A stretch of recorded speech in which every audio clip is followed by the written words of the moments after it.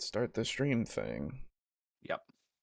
The thing that I will do a little earlier than usual, but fuck it. Okay. Ooh. I see you're playing some Deep Rock. Yes, I am. There's a Halloween event going on right now. Oh, yeah. Did you see the new squats? New squats, no. Yeah, the Volton. Didn't those come out not a fair amount ago? Is it? Those came out like several weeks ago, or Was it? several months ago, right? Oh, I had just seen them. Oh yeah, no, I knew about them. Oh, okay. Yeah, Well, good they look fucking program, dude. sick. Yep. Stop. Yeah, as I've been slipping and sliding around, accidentally falling into purchases of. Yeah, I've been tripping and falling into things. Yeah. Out into game stores and packages. Right. Yeah. Exactly. And since you've damaged the package a little bit, you gotta buy it. I mean, I gotta buy it, right? Yeah. It's just the right thing to do. You slightly bump it, you buy it. Everybody knows that rule. Exactly. Yeah, especially if I just do that with my mouse by accident by clicking. Yeah. And then putting it in the cart, and it got bumped, bruised. Maybe virtual cart, possibly. Absolutely. No, I'm gonna pretend it did. Yeah, exactly. Dude, oh man.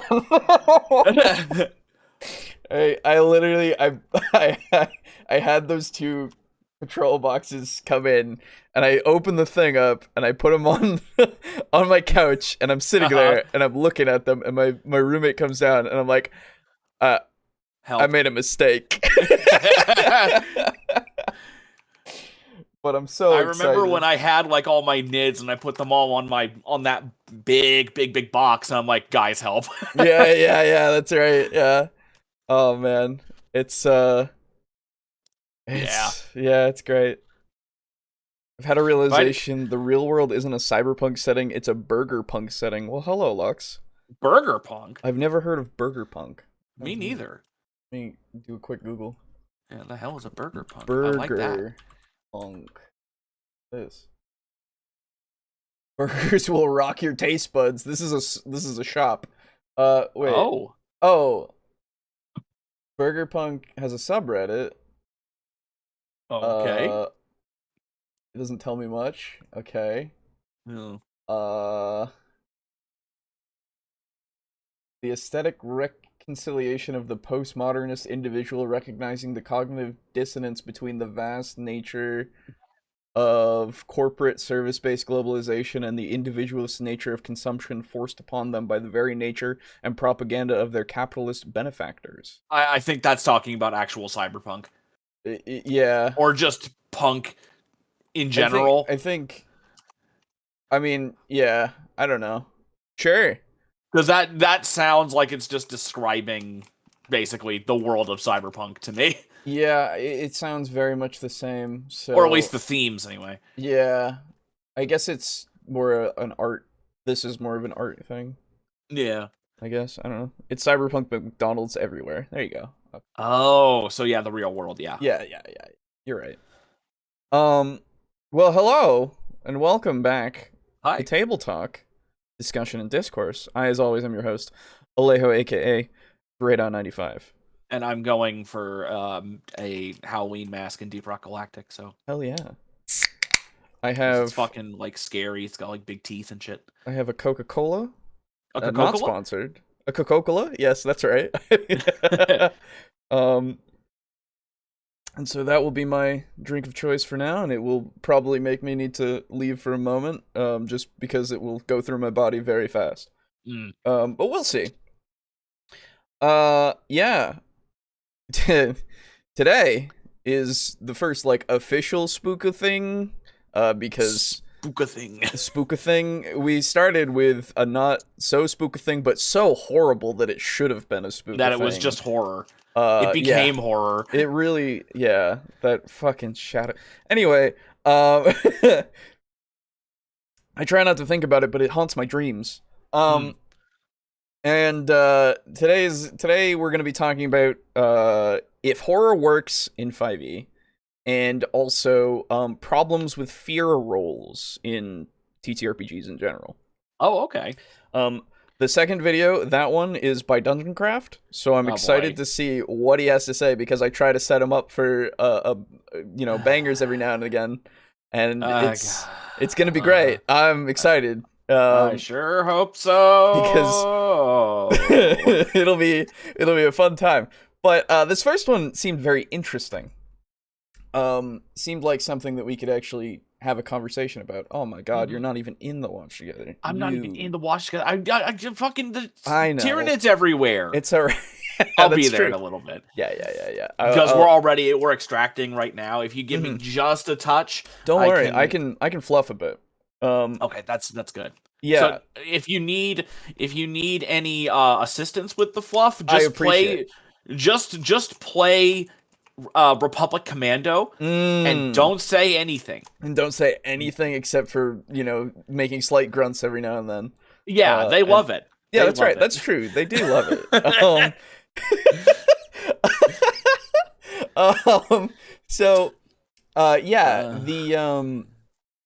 The reason why last week didn't happen, for those of you out there in TV land, I was an idiot. And I cannot see. I am blind as hell. And I did not see that some of my stuff was still back at my mother's house that had my important documents in it. And I was distraught and trying to find them for a long while. Because I realized that I had no idea where they were, when my roommate also realized that he had no idea where his were. So it was a time, and it was the true, probably the most scared I've ever been, unironically. And that was my horror. Yes. For you had a nice Halloween. Yes, exactly. So it all works out. That I got a little spooked. But that should not concern anyone anymore, especially me. And so we will go over to the video. Yes.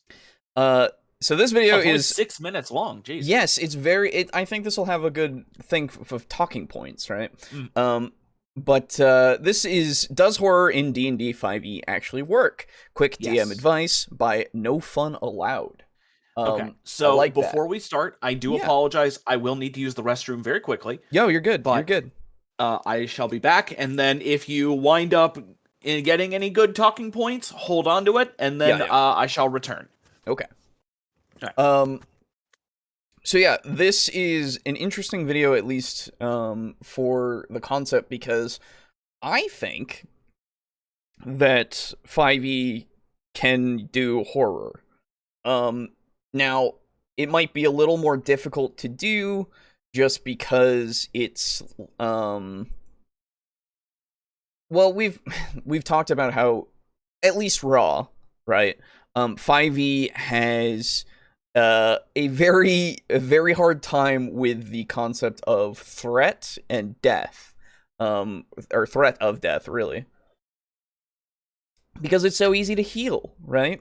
And one way that I think you can kind of get past that is by upping your difficulty for your players, right? Very easy as a way to just challenge them a bit more with something that they can accomplish, or at least surpass is the better word for that. And the excuse me, sorry. The usage of their resources in order to make it so that they are more in need of a resupply during their adventure, right? So whether that be potions or spell slots or abilities, right, that are once per day, or long rest specific ones, and short rest specific ones you can kind of work with as well. But those are a lot easier to get, and the way that you can kind of temper those is by making it so short rests aren't as viable, right? Ahoy there, bros. Hello, Timothy. How are you? So, hopefully, we have some mentions of some stuff you can do. Actually, I think my PHP is there, and I think my DMG is over here, and I think I need that for a point that's about to come up. So let me go get that really quick. Not too far. Important to have a reference for this. Because one of the points that we start with here is interesting, and I believe this person will go one by one. We have the framework here that we can go from, but we will tackle them as they are brought up. So, let us begin. Strahd is regarded as Curse of Strahd is regarded as one of the most famous and best modules of 5th edition. In addition, we were just recently given Van Richten's Guide to Ravenloft. All of these detail out horror in Dungeons & Dragons. But my question to you all is, does horror in D&D actually work? What is there to be scared of? Mechanically, there really isn't too much for your character to be scared of, because there is no scare mechanics. You don't have a sanity, you don't have a fear factor, and you are typically wearing a cape. You're usually some sort of superhero. You're usually tough to kill. You're usually tough to wound. What is there to be scared of? Okay. So, time to skip right off the bat. 50-50 on whether I end up angry tonight. Oh, well, I'm sorry. So, it's interesting to bring up there's no, I guess, like, fear kind of thing. Now, I believe, if I look at my DMG, and I'm going by raw stuff, so this is, I believe, an optional rule in here, but it is something about sanity, if I remember correctly. Let me look for it in the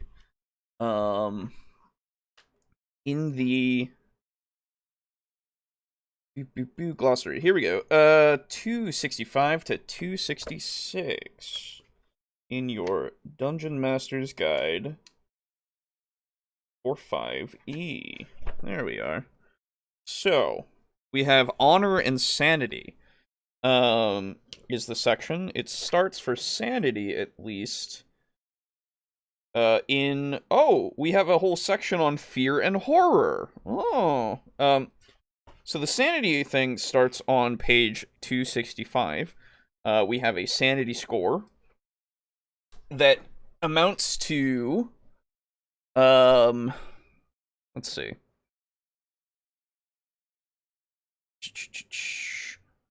Yeah, okay, so you don't have a... Wait, you do have a sanity score. What is this? A character with a high sanity is level-headed even in the face of insane circumstances. Yeah, but what's the... Okay. You might ask characters to make a sanity check in place of an intelligence check to recall lore about alien creatures of madness featured in your campaign, to decipher the writings of raving lunatics, or to learn spells from tomes of forbidden lore. Bunch of different examples, as well as sanity saving throws. So I guess we're working under the assumption that your sanity score is your intelligence. They don't outright say it, they just say to use sanity in place of it. It's interesting because sanity doesn't really have a like a scale. You could make one quite easily from your intelligence, I guess. We could go for like your number is how many points of sanity you have, but then it would be very limiting on like how you would work with it. Is there not? Oh, sorry. A big monster coming right at you. Are you scared yet? I mean, fair. That's the thing. We'll get into it a little bit more in a bit. Don't be sorry. The person who makes the video is the one who should be very sorry if it turns out that bad. Yeah, that's true. I mean, we should be fine, hopefully. The second one is the one that I'm more concerned with. We'll see. Is there not a shaken or panic condition in 5e? No, there is not. Let me get the conditions from my PHB that is under my, like, Orc Codex and my, 4th 40k fucking core book. Oh shit. There we go. The conditions in 5e range from unconscious, stunned, restrained, prone, poisoned, petrified, paralyzed, invisible, incapacitated, grappled. We have frightened, which makes it so that you get disadvantage on stuff if you can see what's scared you. And you can't go closer to the source of your fear. That's the only condition that really applies in 5e. I would equate it to a panic. But there's nothing that is less or more. I feel like if we had degrees of it, like we would in Pathfinder, right? It would be good. It is spooky time, so a rant video would fit right in. Yeah, I mean, that's true. Oh man. I'm worried. So let me go to my copy of my Pathfinder book so that I can look at what Pathfinder has, and we can talk about like the putting some of that in. I know it's not raw anymore at that point, but appendix? Conditions appendix. Hey, there we go. Okay. List of conditions. That's the one that I want, please. Why are you not going to it? Okay. Oh, there it is. So we have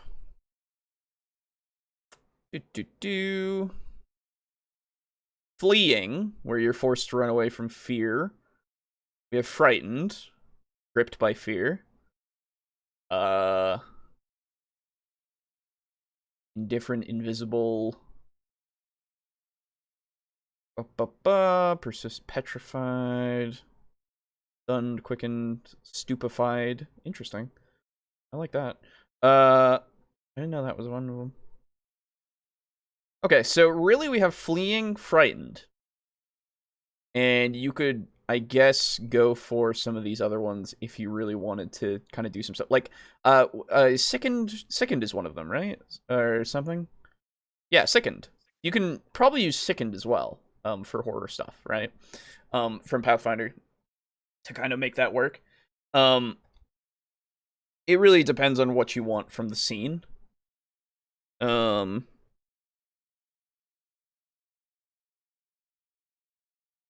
me see here.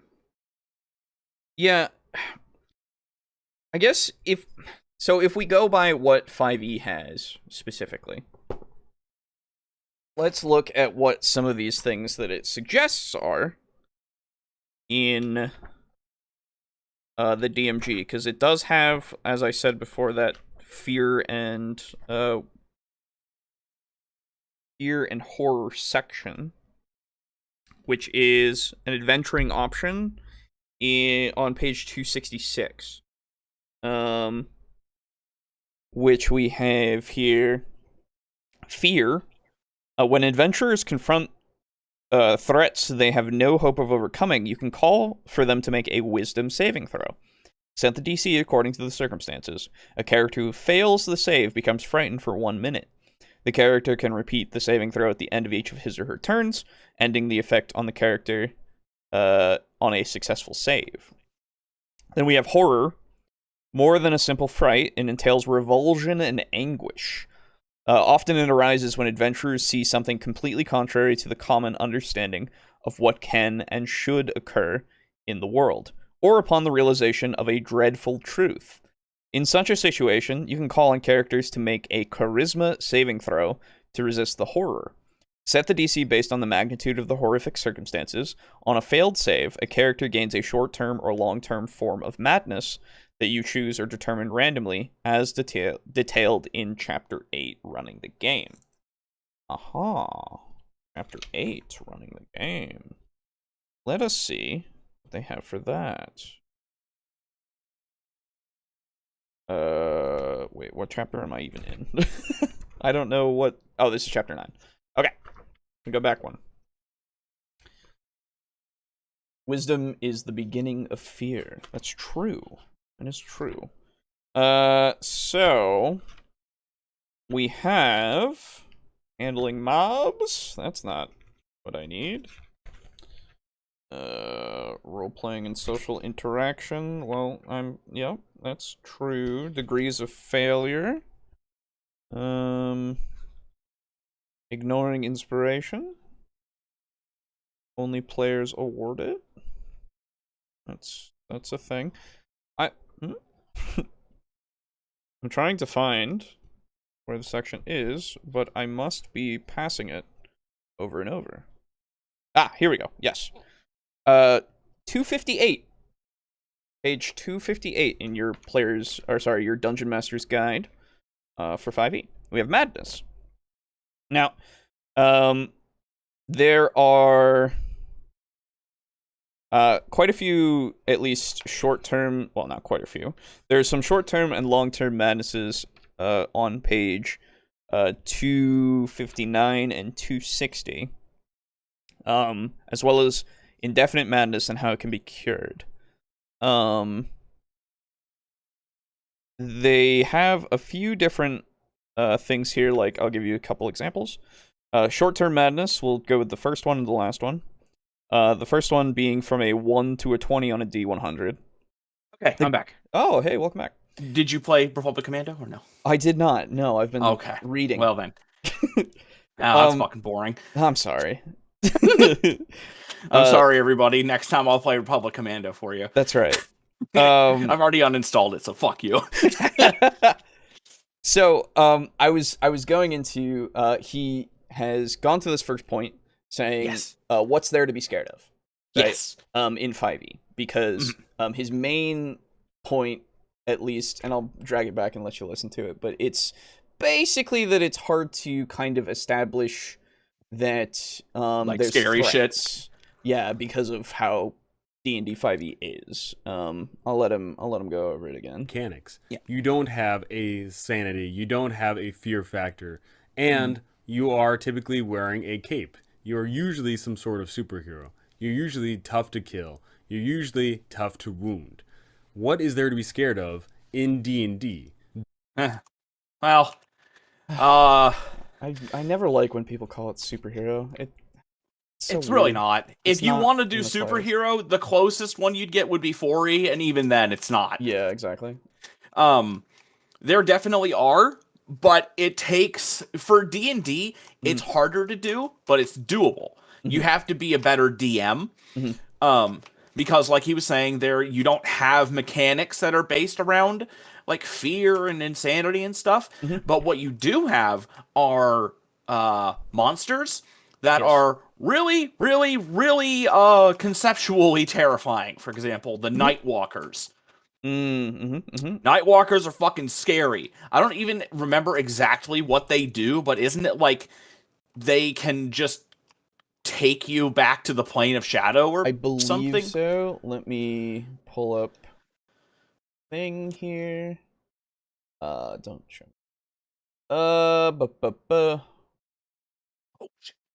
The most commonly encountered nightshade is the giant like Nightwalker. Well, this even from? It could be. Yeah, it should be. I think it was in Mordenkainen's Tome of Foes, wasn't it? Yeah, I thought so. Because they have all the extra planar shit. Yeah. Giant like Nightwalker, powerful armies of undead. It enjoys doing some bad shit. Yeah, they're real bad. They're scary. Yeah. But even if you have something like that, you have to be good at describing it and telling the players like what they're up against and what will happen to them. I think because I think there's also a bit of it that the players need to buy into it, right? They need to be in that mindset, like be in the tone. Yeah, they need to be like, okay, this is a horror game, or a horror D&D game. Yes. I've actually said it previously, but if I ever am playing a horror video game and it's actually getting to me, essentially what I say, I just pull myself out of it and then I'm able to play again. Mm-hmm. For example, I was playing a Lovecraftian horror game, and I think it was The Land of Pain. Oh yeah, I know about that one. Yeah, Land of Pain. It's very good.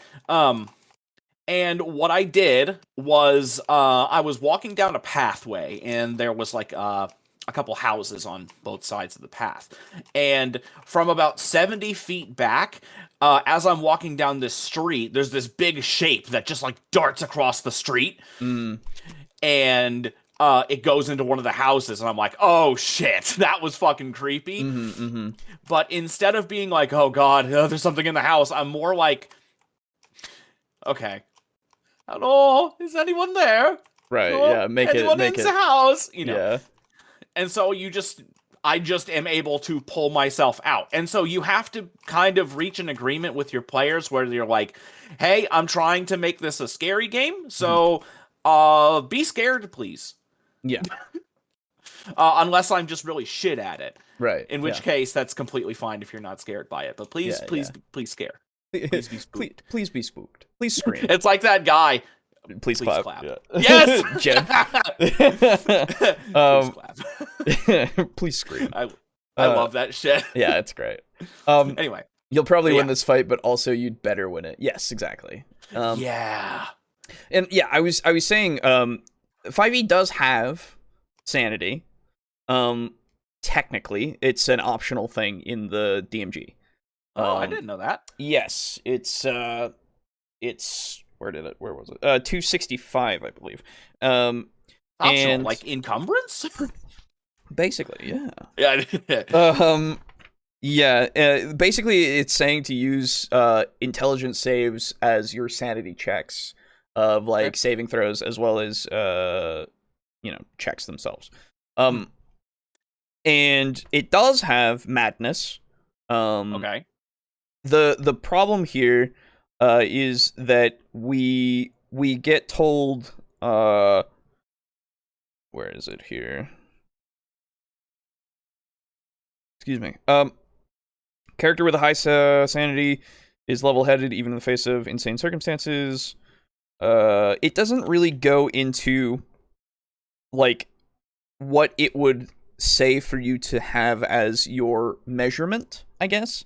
And I was speculating. Ooh. Okay, so hang on. Yeah. It doesn't say for what you to have for your measurement. What does that actually Sorry. mean? Yeah, you're good.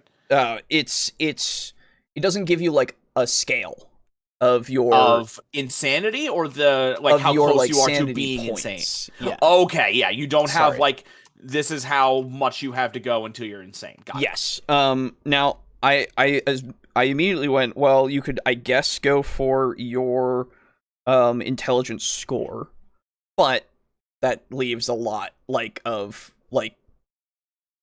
it makes it so that it's very easy for you to run out of it. The thing that I would do is I would take the intelligence score and then convert it. So like say you have an 18 intelligence, that would give you 180 sanity. Okay. Something like that. Yeah.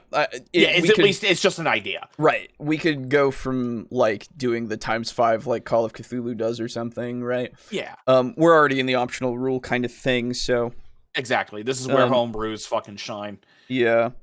But regardless, that's that has that, as well as for horror stuff it says to use charisma saving throws against a DC.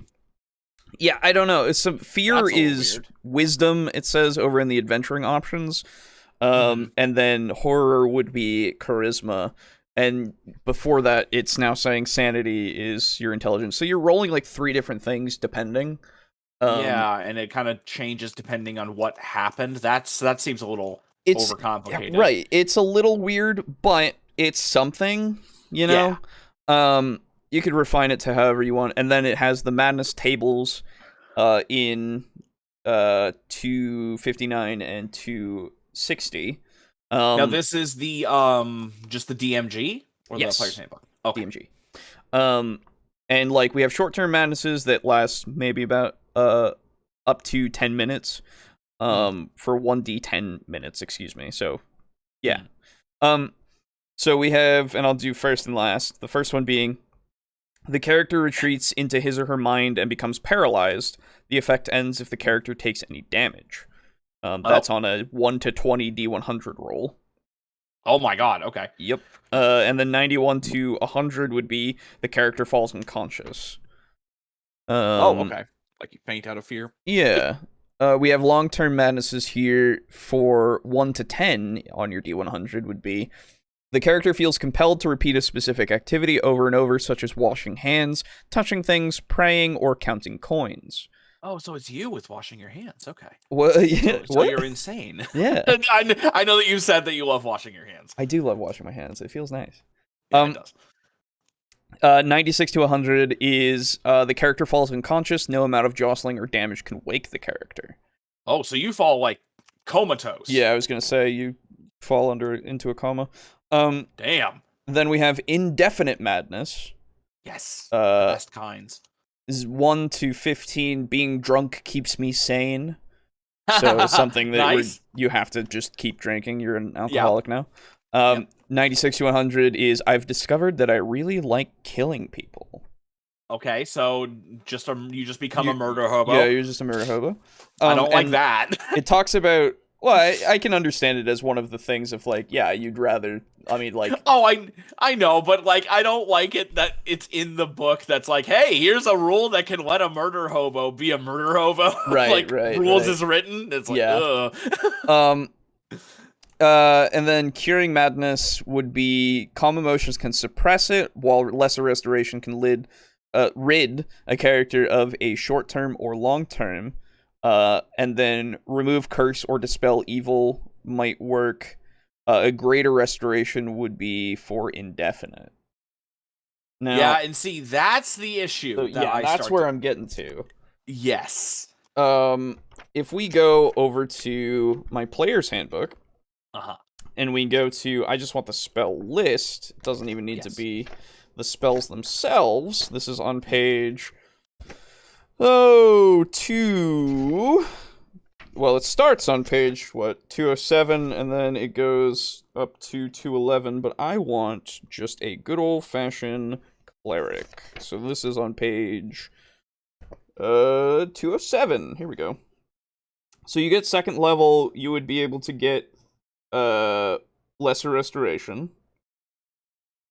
So that's what, level 3? No, level 5, I think, is when you can get to second level spells. I think.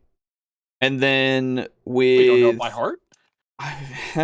I've been losing information, which is great. Right. It's nice. It's being replaced with 40k stuff.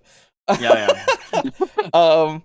And then Greater Restoration is a 5th level spell. So I believe that would be, I'm gonna say 8th. A 5th level spell? Yeah. I want to say a 5th level. Isn't a 5th level like level 9? No, well, I don't know. 5th level, like the first time you can... Yeah, you're right. Level 9. Hey! There you go. I don't even play 5e. There you go. So, once you hit 9th level, then that stuff is something you could cure very easily. If you have a cleric. If you have a paladin, because I believe they also can get it. I believe. Let me go over to paladin. Nope, that's fighter. Monk. Paladin. Here we go. They get it at 17th level, so that's a little bit more of a interesting. Or at least it can be a little bit more interesting because you have to deal with it for longer. Yeah. If you don't have something that can also heal it, for like an NPC or something, right? Yeah. And I think that if you're gonna do this kind of a thing, if you want to do a horror game that's meant to be like this actual kind of, reminiscent of Call of Cthulhu, where it's meant to be taken pretty damn seriously, I would actually start having different, because of the restoration spells, stuff like that can just heal this shit. I would actually have different like levels of insanity as opposed to just having like indefinite and temporary and shit. Long term, yeah. I would have it where, depending on what causes it, Okay. it might not be curable. So, like, if you get insanity caused by, like, I don't know, like a zombie or something like that, that's something that could probably be pretty easily cured. But if you get insane, if you go insane because you saw a night walker, like, drain the souls out of an entire city and then raise an army of shambling undead, that's probably not going to be so easy to cure. No, exactly. Even with your fancy schmancy healing magic. Yeah, severity should definitely play a role. That's or the source, at least. Yeah. Severity of the source, I suppose. So, yeah, I think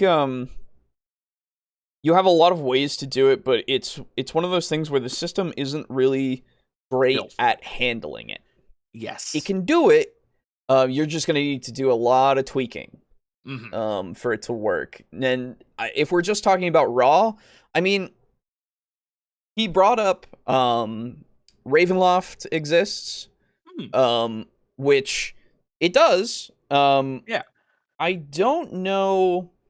The fear in that is more the fear of you about to die to Strahd. That's about it, I think. Yeah, because as beloved as it is, I don't think that kind of classical, kind of gothic horror really works very well for an actual real horror story. The only time, well, it depends, right? The way that I ran it back when I did it for 3.5, I get it's a different edition and it's a little harder or easier to kill in it. But the fear that or at least the dread that I tried to impose was using the I wanted to say ruinous powers. Oh my god, my brain. You fucking nerd. I'm going insane. What is the dark powers? The dark powers. It's so very generic, but yes, it really is. I use the dark powers and I use them effectively as something you could appeal to, something that was always present. And you didn't ruin the powers. Good. No, if they were, if you did appeal to them and they did respond, that they would do whatever they wanted to do, right? So one of and this is my prime example for it because it was the one that was most memorable, and I think the only time that it really came into play, where I had taken one of the plot points. I don't know if it's in the newer one. It's been a little while since I read it, but the old one had one of the things where Strahd would say, "Hey, there are werewolves in the forest. Go deal with them." Either because he wanted just to have them out of the way, or he wanted they were working with him and he wanted them dead, so that they weren't a threat to him anymore. Yes, and his spawn. And I took that instead and went, no, they're just against him, and he wants them gone, and it's something where if they wanted to, they could try to become allies with them, right? Okay. And I was like, okay. And so they went and they did that, and they actually successfully became allies with the werewolves. Nice. And because they were all together, the werewolves and the party, Strahd then sent forces to kill them all at once, because they were all in the same area. He knew where they all were. Yeah, smart. And so what happened was the forest was burning down because they had brought some fire and such. After dispatching of the enemies, they got out of the forest, and one of the characters appealed to the ruinous powers. Ruinous powers, Jesus, dark powers, and said, "Hey, I need help." And they were like, "Oh yeah, okay." And put that fire out, but it's gonna cost you both your balls. Well, so he was like, "Can you do something about this? Can you make?" And he said this, and I took it specifically because he said it this way. He said, "Can you make this forest as it was before?" Oh, God. It was so vague. That was really stupid. And so I then said, yes. And what happened was the entire place, all the werewolves that were in it and everything, all of it was gone. It became a proto life place. The primordial soup. Primordial ooze, basically, Yeah. and the Runus, Jesus, the dark powers were just like, well, we did what you wanted. Yeah, fucking monkey's paw, my guy. Exactly. And so, like, it's one of those things where they're always there. They have power over this place. They allow you to be here, right? Yep. And they'll fuck with you. And they'll They're fuck assholes. with you, right? So it's something that you can kind of use in that respect for that kind of campaign, to have another element that that is something that can fill them with at least some tenseness. Yes. And Strahd is definitely a force to be reckoned with, depending on how you do it. With the new one, you can get like 6 different allies that are all over the place to help you and stuff. It's really interesting. It's interesting, but it makes it less. Yeah, you lose something in that. I think so, because one of them is fucking Mordenkainen. No. Yes, You legitimately, can get fucking. he's just kind of there. What the fuck? So, well, to be fair, they like this is. Does he spoilers. have a reason to be? Yeah, this is spoilers for anybody who doesn't read it and who wants to play it at some point, and maybe this comes up. I'm sorry, but it's important to know. He is he's insane. He's insane there, and he's like disheveled old man that's just kind of been like the guy in the mountains who's just weird out there. And unless they find out that he is Mordenkainen, like, there's no, like, if they cure him of his insanity, then he'll reveal himself and such. But other than that, he's just kind of a weird guy out in the mountains, right? So why the fuck is he there? Great question. I don't remember. I could find my book and read it, actually. Hold on. Let me see if I That's giving me some fucking Call of Cthulhu, the video game vibes. Give me a sec. I can explain that. Oh boy.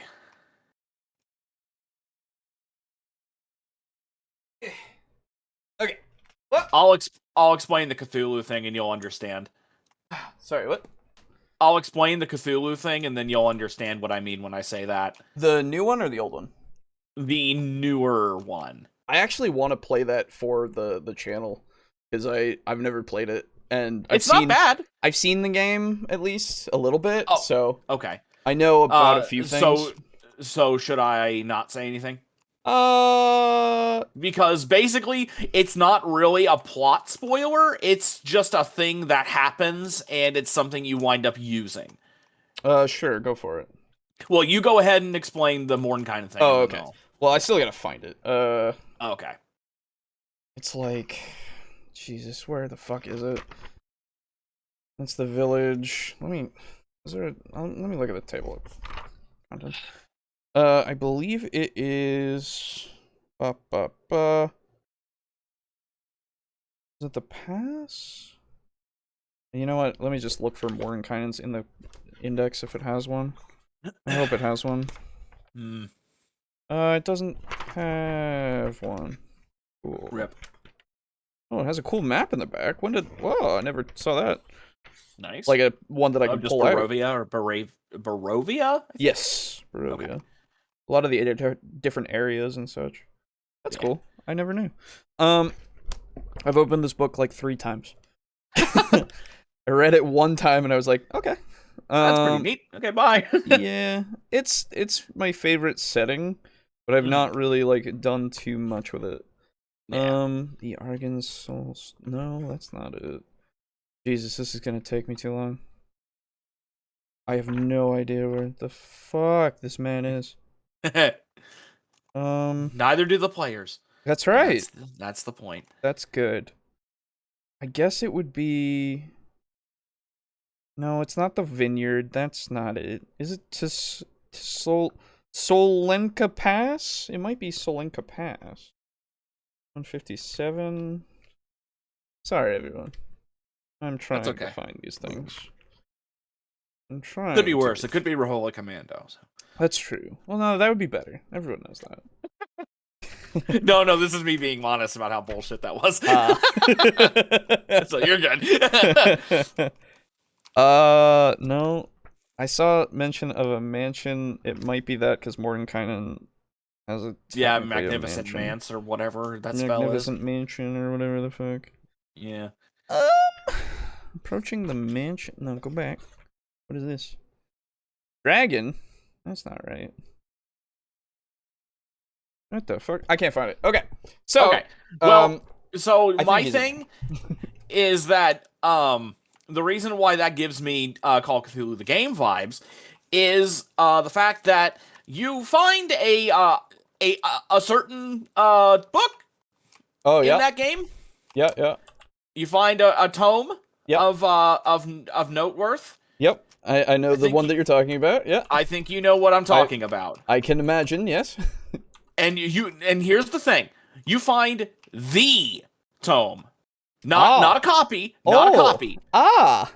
You find the original. Oh. In a random fucking like island port village. Yeah. Okay. Yeah. That's my biggest problem with it. It should be in Arkham. It's not. It should but that's where I know. Wait. That's where fucking Armitage has it. Yeah, but it's that's not literally there in the game. Okay. Yeah. So okay. So he does. You see what I mean? Yeah. No, that's yeah. It's dumb as hell. So he does have a reason to be there. Okay. He traveled to Barovia to free the population. That's his reason. So he wants to help, but then he underestimated Strahd and then got fucking brained. Basically. Insanitied. Yeah. Apparently it's Van Richten's tower. Okay. These things are useful. Thank you, internet. Okay. What thing is Van Richten's tower? 170. I just want to... Does he's missing, like, his equipment and stuff, and you can, like, say, hey, man. Where's all your equipment? You wanna team up? And he'll go, eh. You have to, like, really convince him, which is a good aspect of it. Yeah. Because it feels like I don't know a whole ton about Mordenkainen. I just know he's like a super fucking powerful wizard. Oh, he's like one of the best. Yeah. Yeah. That's like so crazy. like it really feels like if you got him on your side, it's basically just like game over for Strahd. And I honestly am trying to. Yeah. The thing is, I don't. See, this raises another problem for me plot-wise. Sure. I straight up don't believe that Strahd would win. Oh, yeah, I guess. Or at least I drive him insane. I straight up don't believe that. Now, maybe in 5e, Strahd is, like, way tougher. Maybe. But I don't know. Like, because, sure, he's, like, a named vampire. He's, like, a big deal. But one of the most powerful wizards in all the realms and in multiple planes of existence. Yeah. I straight up don't buy that. Yeah. Unless the dark powers were like, hey, Mordenkainen's here. Let's fuck with him. That's what I wonder, right? Yeah, if that's the case, then sure. Yeah. Otherwise, no. Oh, he's got a lot of stuff, Strahd. Okay. Yeah, quite a lot of stuff. He also has layer actions. That's cool. I mean, that makes sense. He's a dragon. He is a dragon. That's crazy. That's the dragon you were talking about. Turns out it's just a vampire. That's right. Vampire dragon. That's right. Wait, why is he not in the monsters and NPCs thing? Why is he? What? I see mongrel folk, but I don't see fucking Mordenkainen. That's weird. Well, anyway, let's get back onto this. Yeah, fucking video. sorry. Okay, there's a lot of things that came up in the chat that I wanted to read. Does any TTRPG use a D120? No. Not that I'm aware of. You could probably find one that you could use, but I don't think there is one that is just there. And I will say, though, that even without a mechanic to tell you that a character is scared, you should know when your character is in a circumstance that should be scared. Yes. Oh, yeah. I would agree. That's the thing. It's a roleplay thing, right? Yes. Does it work or no? You know, it should in most circumstances, because it's like, well, why did, you know, why would he not go, oh, there's like literal guts and stuff hanging from the ceiling. That's crazy. Yeah, that doesn't seem normal. That seems unnatural. It's fine, right? That's No. It couldn't Let's be. It redecorate couldn't her. be. Yeah, it's a Halloween, huh? Yeah. Whoa. I just got a notification that someone has bought a set of dice. Oh shit. Hey. That's pretty good. Yeah. I will have to hopefully the information has gotten to me. If not, I will cry and also figure it out. So let me just go and update that has happened. There we go. Cool. So yeah, it's like what I said before. You need to have that slight bit of like your players are in on it, in the sense of like you gotta be a little, like, your characters are gonna be scared. It's a thing, right? Not having a lot of luck with the distractions tonight, unfortunately. Oh, that's unfortunate. Sorry. A Dracolich would work well for a horror setting. Yes. Like, undead is always good for a horror thing, right? Yeah. It's always a classic to go to. Yeah. So, let's continue. Do we separate the horror and fear from the player character and the player? Do we put these in ourselves? What is there to stop someone from saying, oh, my character isn't scared? Because, quite frankly, there isn't anything like that. There is no mechanic that says your character has to be scared of this the first time they see it. Well, I mean, there literally is, not. if it has a fear, like, aura or something that makes it so that they, like, fail their check. Yeah. Because there is a frightened condition. Like, that is a thing. Someday we'll have to figure out a way to use a D120 in a game. Do it. Yeah, do it. But yeah, I mean, hell, you can technically use a D120 as a D100 because it's still a fucking, it's still it's like an even number. So, I mean, you can still kind of get that 50-50 thing out of it. Yeah, absolutely. But for what he's saying right now, yes, technically there is, and I guess it's one of those things of, if we want to bring in the social contract thing, right? Or something, right? Where we appeal more to the fact that we're playing a game and everybody is kind of on board with that. As we said before. Cool. There is some monsters that put out some sort of fear, and that is the frightened condition. There you go. But it only exudes that one condition, and that's it.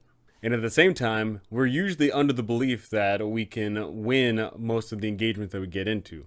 Well, so that's a problem with setting the tone for your game. Yeah, right? And that's also having players that are like, oh, we can take anything the DM throws at us. Sometimes DMs will throw shit at the players that they can't take to prove a point. Right. It's one of those things of, in your session 0, you should make it, like, abundantly clear that retreating is a viable option that you probably should take at some points. Yes, and like, the thing is, I feel like sometimes even that's not really enough to get the message across. No, you're right. In most cases, I would just flat out say, I'm going to be throwing shit at you that you will not be able to kill sometimes. Yeah, you need to use your brain and think, can we take this? If the answer is no, or you even think it's no, run. Right. Like, because that's the idea. I'm all for them trying to figure it out and, like, go, okay, is there some way that we can, like, use the environment or something like that, right?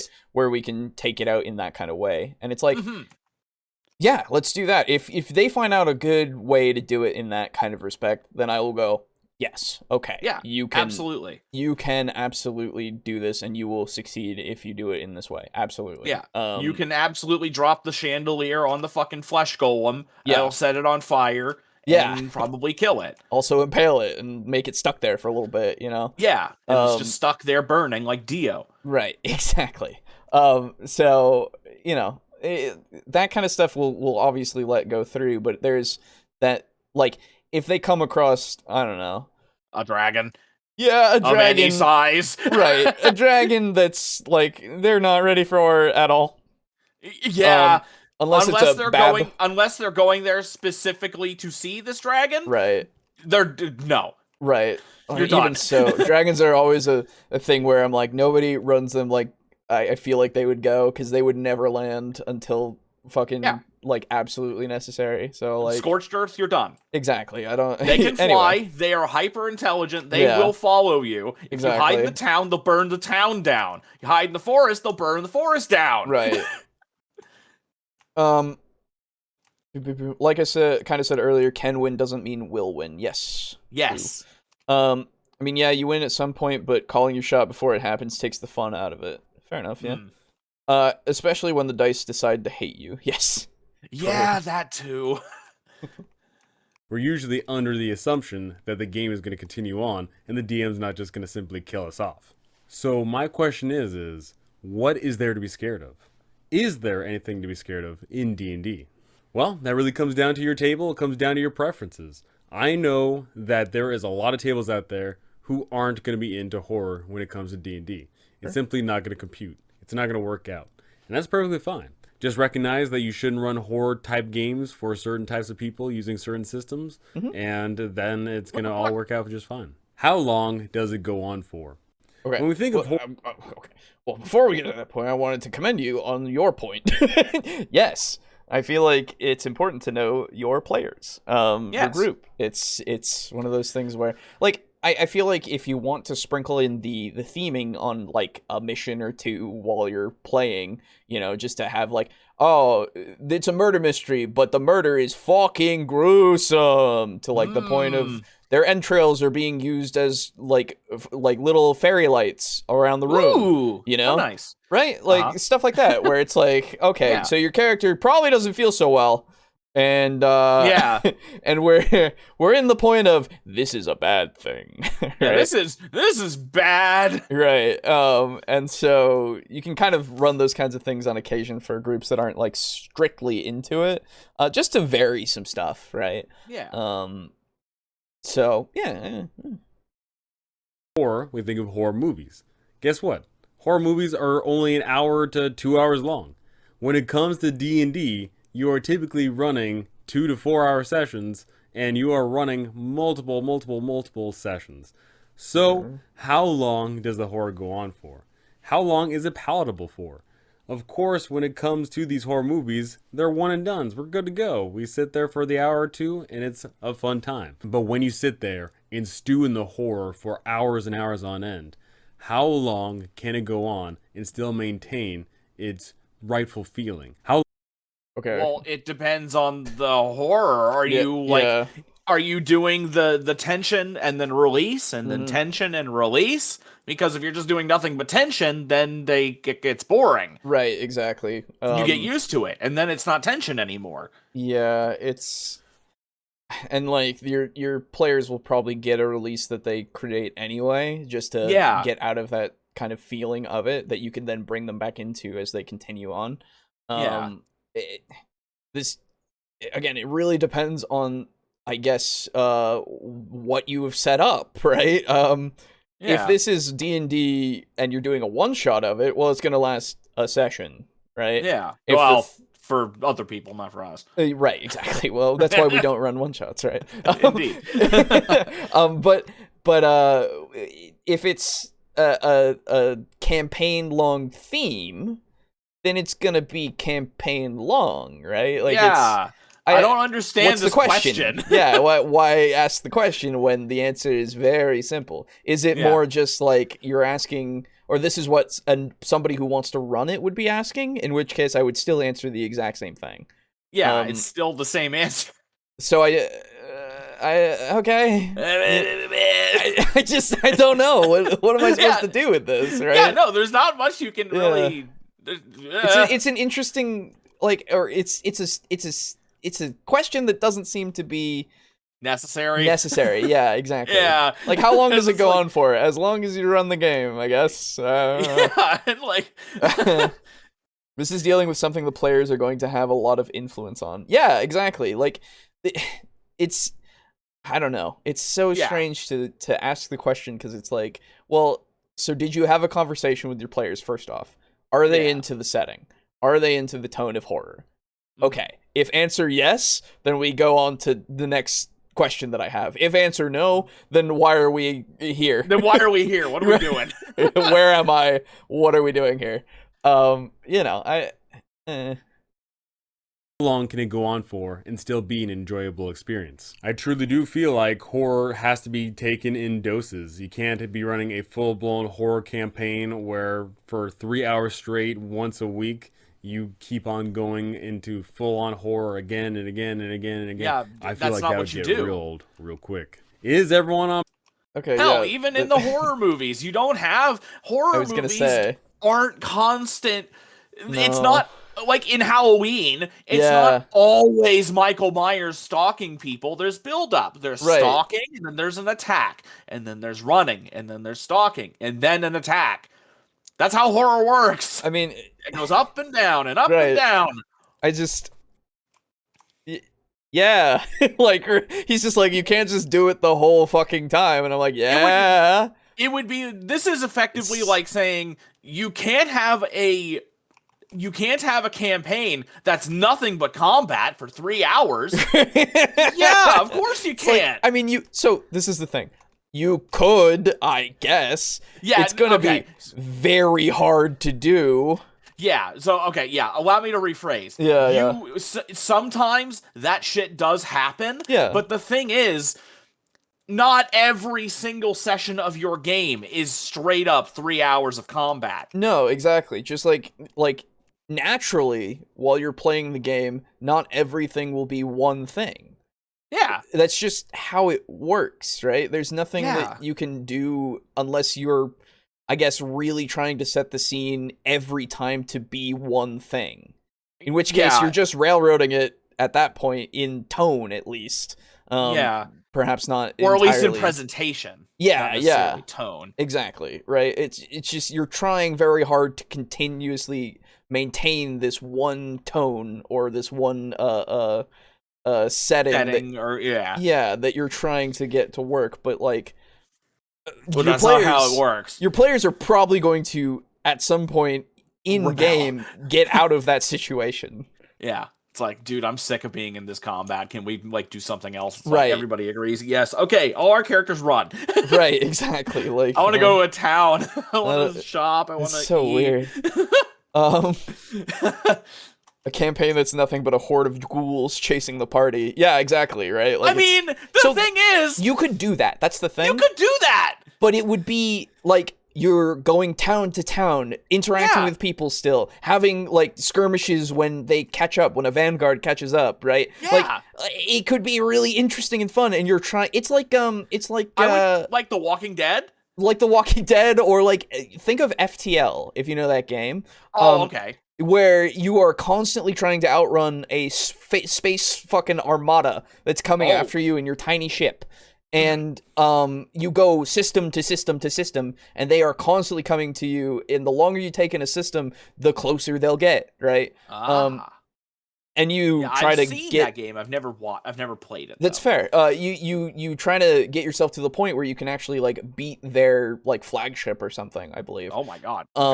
And like you could do something like that in D&D with something like a ghoul army where you're fighting head ghoul or Yeah. whatever vampire is controlling them or whatever you want to be the head of it. But it's going to like you're not The just ghoul going to be chairman. fighting. Oh my god, it would be exhausting. Yeah. And when I said The Walking Dead, I meant more like the games, not Absolutely, the TV show. I've never seen the TV show. That's fair. Don't start. I won't. Don't It was worry. pretty I never okay cared. for a little while. I never gave a shit about it to begin with. That's fair. No worries. Ghoul boss. Yes. Ghoul boss. The ghoul chairman. Mm. The ghoul CEO. On board. Guess what? If you are running for 4 players and 3 people are on board, but 1 person isn't, it's not going to work out. It just isn't. They're going to kill the mood. There is no way that unless you have every single person on board willing to buy into the horror, Yes. then you are not going to have a horror experience. It's just not going to work out. You're going to have 3 people that are totally digging it, and then 1 person that just kills the mood. You need to have everybody signed on for what's at hand. Which is why a session 0 is very important. Please Yes. always do a session 0 or something And just like say, it. hey, my game is going to be literal nonstop, like, knife chases, so I need you guys to always be scared. Like, 100%. Yeah. And then I they need go, you guys to literally yes. always... I need you to always be on the literal edge of your seat, scoot over, so that it's very uncomfortable. Yes, We're gonna turn the lights off, and occasionally I'm gonna, like, walk up behind you and stab you with a plastic knife. Yes, exactly. And then you say, as the player, Ah! uh-huh. Yeah, we can totally do that, friend. Yes. Good. My horror magnum opus. That's my Cthulhu campaign, by the way. Yeah, That's all it's gonna be. That's all it is. That's all it's gonna be. But yeah, so you're right. Good Yes. point. You can't do Horror this. isn't typically You can't do the same thing forever. Yes. You have to have everybody on board. Yes. That's a fair one to say, though. I know. I'm just like, it's Yeah. yes. Right. something that you can spring onto a group all willy-nilly. You can't go from a sunshine and rainbows happy-go-lucky adventure and then spring in super-duper creepy horror. I would Usually like to do that, though. Well, so you could. Like, you're fucking frolicking through, like, Candyland. Yeah. And then all of a sudden, fucking zombies burst out of the ground and they're Right. eating all the fucking elves in Candyland. Right. It's horrible. Like so this requires a lot of setup in the sense of your session 0 as well. Like, this will be happy-go-lucky for a while, but at some point, it's gonna turn dark. Shit's gonna hit the fan. Right, exactly. You have to at least give them that much to do this to make it work. I don't know if I would. I I just want to do that. Your Yeah, it mileage would may not work vary, out, don't worry. right? Yeah, Your no. mileage may vary on that one. Yeah, that would not work at all. Right. It'd just be funny. going to be some sort of friction there. Usually it's not going to work out. Now, what kind of horror is it? There is, of course, in Van Richten's Guide to Ravenloft, a ton of awesome examples of different types of horror. With Curse of Strahd, we were given some sort of gothic Victorian horror, but of course there are many others. We have cosmic horror, we have dark fantasy horror, we have slashers, we got a whole bunch of different horrors. Which one's going to work for your table? Not all horror works for everybody. Some people might be more predisposed to liking some than others. You have to dial in and figure out which horror is going to work for the table. Not everybody likes the same horror. You might need to get multiple horrors for your group. Exactly. Ba-da-da-da-ba-da-ba. I was gonna say, I think if you do a sprinkling of different types, it would work okay. Just because like he said, not everybody's gonna enjoy the same one. And so if you go around and you go, well, here we'll have this type of, like, it'll be more of a slasher type, right? Yeah. Over here we'll have more of an existential type, right? Yeah. And it'll hit differently for different people. You might be able to describe it well enough that it could even affect somebody who isn't necessarily going to be into it right off the bat, right? I think if you're doing a horror setting and you kind of throw the spaghetti at the wall and see what sticks, it might work out okay, might not work out entirely. Honestly, if you plan it out in the sense of, like, what type of horror do you guys want to see in your session 0, right? It'll work the best. But I don't see there being too much of a issue if you have sections where it's like, okay, this was supposed to be scary, but it didn't really go over as well as I thought it would, so we'll table that kind of horror. Yeah, instead of throwing spaghetti against the wall, let's try linguine this time. Right, exactly. Yes. After asking all of these questions of your players and of yourself, you at the end of the day have to figure out, does it even work? It works if everyone buys in.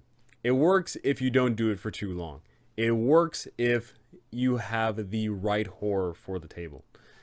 These things are not easy to find. Oftentimes, you're going to have a whole bunch of different people at the table, and they have different tastes, and that's fine. One thing you're going to find is that horror is just something that just doesn't belong at a lot of tables. That being said, though, when you do find that table, when you do find all those players that buy in, when you do figure out which type of horror works well for them, You're all playing Call of Cthulhu. Indeed. I think, and actually, sorry, I don't mean to go back to it, but I forgot it for a moment. You're absolutely fine. Another type of horror that I find to be very effective, and you can do it in D&D with a rather famous monster, is body horror. Oh, yes, very true. I love body horror. It's very creepy. And the thing that a monster that you could use, you would just need to tweak it just a little bit, is the Intellect Devourer. Yes. Yep. And for those that don't know, the Intellect Devourers are tiny little brain dog things. They actually look kind of weird and cute in a way, because it's basically just like a brain with legs. That's true. They're super tiny, and what they do is they cast some sort of psionic bullshit at you, and if you fail an intelligence save against it, you're rendered effectively, I think you're stunned. While you're stunned, they can teleport inside your skull, eating your brain in the process, and then it starts controlling your body, and you're fucking dead.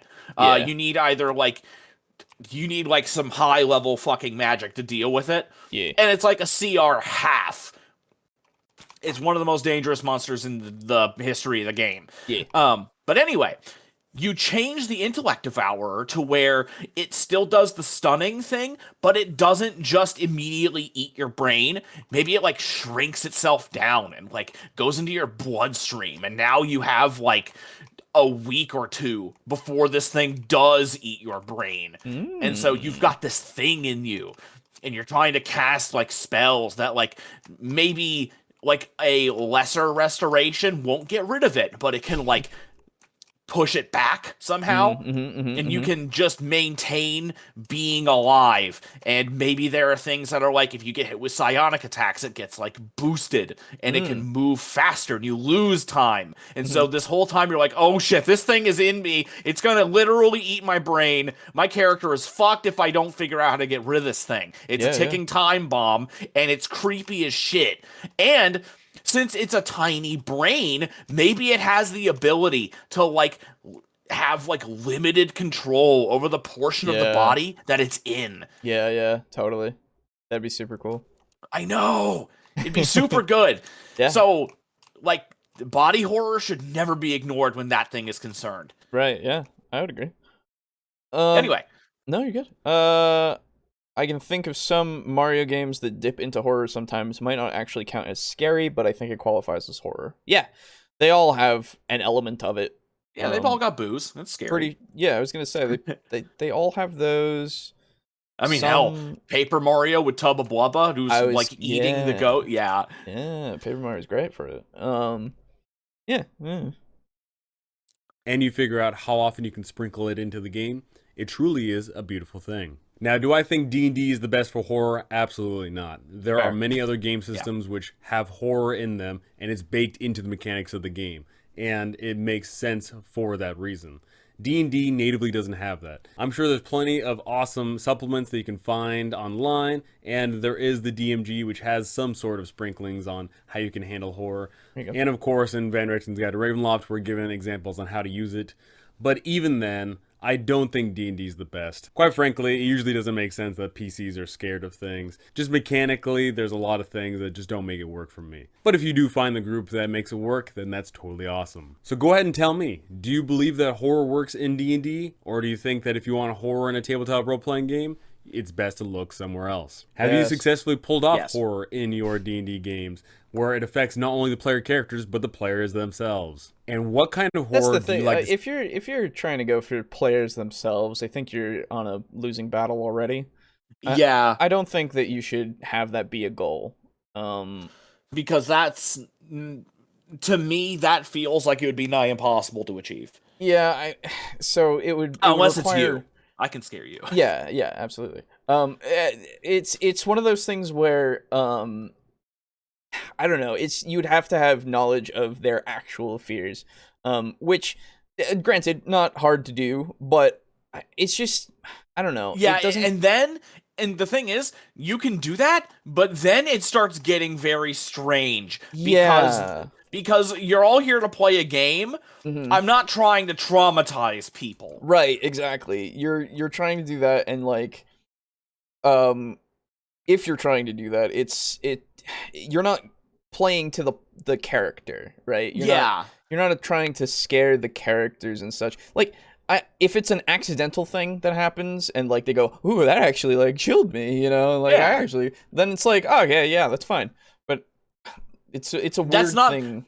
That should not be the goal, right? And I don't think it can happen. Yeah, I don't think that's what he meant by it, but at the same time, I think it's just important to say. Yeah. Because I remember, let's see. Oh my god, what the fuck is this cave? Jesus. Sorry, this is absolute batshit. I remember that Seth Skorkowski did a Call of Cthulhu scenario where basically, long story short, there is an alien bug man who is like wants an artifact and sends the players after it, and then when they get it back, he disappears after like a week. They have to go find him and then like kill him. Sure. And then after they kill him, it turns out somebody's missing, so they have to go to his house and find the person who's missing. But in that story, when they go to the alien bug monster's house and they find the person they are supposed to save, it was a woman. And he basically impregnated her with a whole bunch of his alien bug eggs. Gross. And when they get there, she's basically already insane because she's like tied up on a bed, like chained to the bed. And when they untie her and set her free, she starts going into labor, and then she starts going into labor, and then a whole bunch of alien bugs chew their way out of her stomach, and she dies, and they go scuttling off into the fucking walls. And one of Seth's players was like, oh, okay, that was like really fucking creepy. That actually got me. I need to take 5. Yeah, exactly. So it can happen, but it shouldn't be the goal, and it should really be more a happy accident than anything. 100%. Or unhappy in this case. Yeah. So far the video works. Yes, this is fine. Yeah. I agree, scaring the players is not really worth it. Yeah. Yeah. The point of horror isn't fear, it's dread. Yes. Yeah. See most in your tabletop role-playing games. I would love to hear it. But that's going to do it from me. Thank you for watching. Thanks for listening. And thank you to my amazing patrons. You guys are absolutely incredible. Thank you so very much. And I cannot wait to see you all in the next one. Cool. All right. Yeah. It's fine. Other than the whole, how long does horror last? Yeah, that was just a weird, I don't know why, maybe if it phrased it better. I don't know. Or maybe we misunderstood in some way. Potentially. But it just, I don't know. The way that he asked it, it didn't seem like it was a necessary question. Yeah. I don't know. Anyway. That's that video. That only took us, an hour? That's not too bad. That's not too bad. For a 6-minute video. Yeah, 10 minutes per minute. That's right. We'll do some shouting out and some shilling real quick here, before we move on to the one that I'm dreading. Oh boy. Yeah, me too. God. So, hey, guess what? We got our first sale of dice. Oh That's my god. Crazy. Thank you. First off, I know who you are. You're welcome. And and so there is only 99 sets left. You can go over to, in the description, in fact, you can find it. Go over to our website. www.patreon.com/whatever our Patreon page is. No. This is just on our website. You can go over there and buy it through this little buy now thing. I, in fact, got the address through it, so I'm now 100% less worried about this, because it actually sends me the information that I need. So make sure to, give me your address when you buy them, if you buy them. Only 99 left. They're $25, and I will be sending them out personally. As Consume soon our as- product. That's right. Consume the product, and I will not consume you. So This is a threat. this is a threat. So yeah, it's our dice. Go get them if you want them. If not, hey, they're there. You know you want them. Just do That's it. right.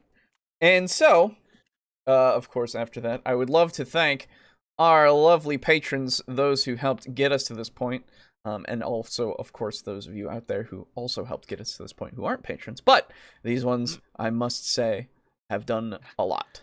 These and they're ones still have with given us. us money, so That's- you well- know, they mean more us to you than you. God damn it. Monetarily speaking, of course. Not emotionally. Right, exactly. So, that is, of course, from the top here. We have Draco Kraken at tier 4. Thank you so much. Mog Zero at tier 4. Thank you as well. Rick, aka Unit Rico. Thank you. Slazer at tier 4 as well. Thank you. Steely at tier 4. Thank you so much. Drake Cross at tier 3. Thank you. Chris at tier 2. Thank you. Destructive Knight Lux at tier 2. Thank you. And Frozen Spaghetti at tier 2. Thank you. And of course, thank you to our tier 1 contributor. If you want to join this list and be thanked, Give us more money. well, yeah, that's true, technically. Not for for the tier 1, it is. Yeah. If you go over to patreon.com/tabletalkdnd with a little N, not an ampersand, because that fucks with code. It's a neat. So, and there's a link in the description as well. You can go over there. You just dropped that through the fucking floor? Yes. And so you can go over there and you can support us for as little as $1 a month if you really want to. You don't have to. It is not an obligation. It is just a useful little thing to help us on our merry way. Of course, other than that, you can also go over to TeePublic, go buy a shirt or something with our logo on it. And contribute to us as well as the artist who made it. And of course, last but not least, we're partnered with Humble Bundle. You can go over there and you can use our link in the description, and whatever you buy in the shop or for any of the bundles here, you can support us as well as supporting Tabletop Alliance, link in the description as well for you to look into that charity. And you can give as much as you want to any of the things because it has cool sliders. They have sliders? I love sliders. They have sliders. Delicious. Yum. At the moment, is there anything that... There's a Vermintide bundle right now. That's pretty cool. As well Support the as, Vermintide. You should. And there's a Baldur's Gate and Beyond bundle that you can get the old games. Okay. Don't worry. Okay. Would never recommend you get Baldur's Gate 3. Yeah. Don't support that. I will take that stance. It sucks. I will take that stance. Yeah, because man, I just wish it was good. I wish it wasn't being staggered and it was actually just worked on until it was ready. Yeah, but nice. Since it's not, I wouldn't say to get it, so don't support it just yet. But you don't have to listen to me. I'm not your dad. Anyway. Yeah, that's that. Oh, yeah, there's also the P.O. Box if you want to send stuff our way. It's on the screen right now. It's in the description as well. If you want to... We also accept money in that. What? No. Just a big old box of money. No. No, it is not a good idea to send money in the mail. Don't do that. Check. Yeah. No. Anyway. Well, I mean, you could send like silver or gold. Or, that's true. Jewels. Or I would be very surprised if that was a thing. Anyway, this is the thing. You can go there or you can go and send us stuff there if you want. And I'm gonna be going and checking it tomorrow when I go and send out the dice. Because I might as well.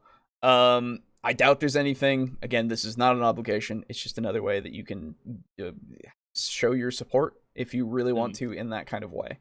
Yeah. Not an obligation. Don't do it if you don't want to. Yeah, for all the dumb shit that I'm saying, it's not. Yeah. I'm just fucking around because Aiden's not here. Right, that's true. That's usually his job. That is true. Although, no worries, I do still enjoy it. Fair. Okay. Are you ready for pain? Oh, yes. I love pain. Pain. Okay, so potentially this is pain. That's why I play all the boomer shooters. You know this. Ah, true. Actually, no, I love boomer shooters. Fair. I also do. They're So super fun. we're gonna be checking out a Dungeon Craft The video, Eldritch everybody. Hack. Oh my god, it's so loud. Eldritch Hack Dungeon University Pass? Oh, a don't know what rules these light are. horror RPG. These are cool. And Clock House. Yeah. So this Interesting. is the problem with fear Dungeon. checks in D&D, Call of Cthulhu, and other RPGs. Number 270.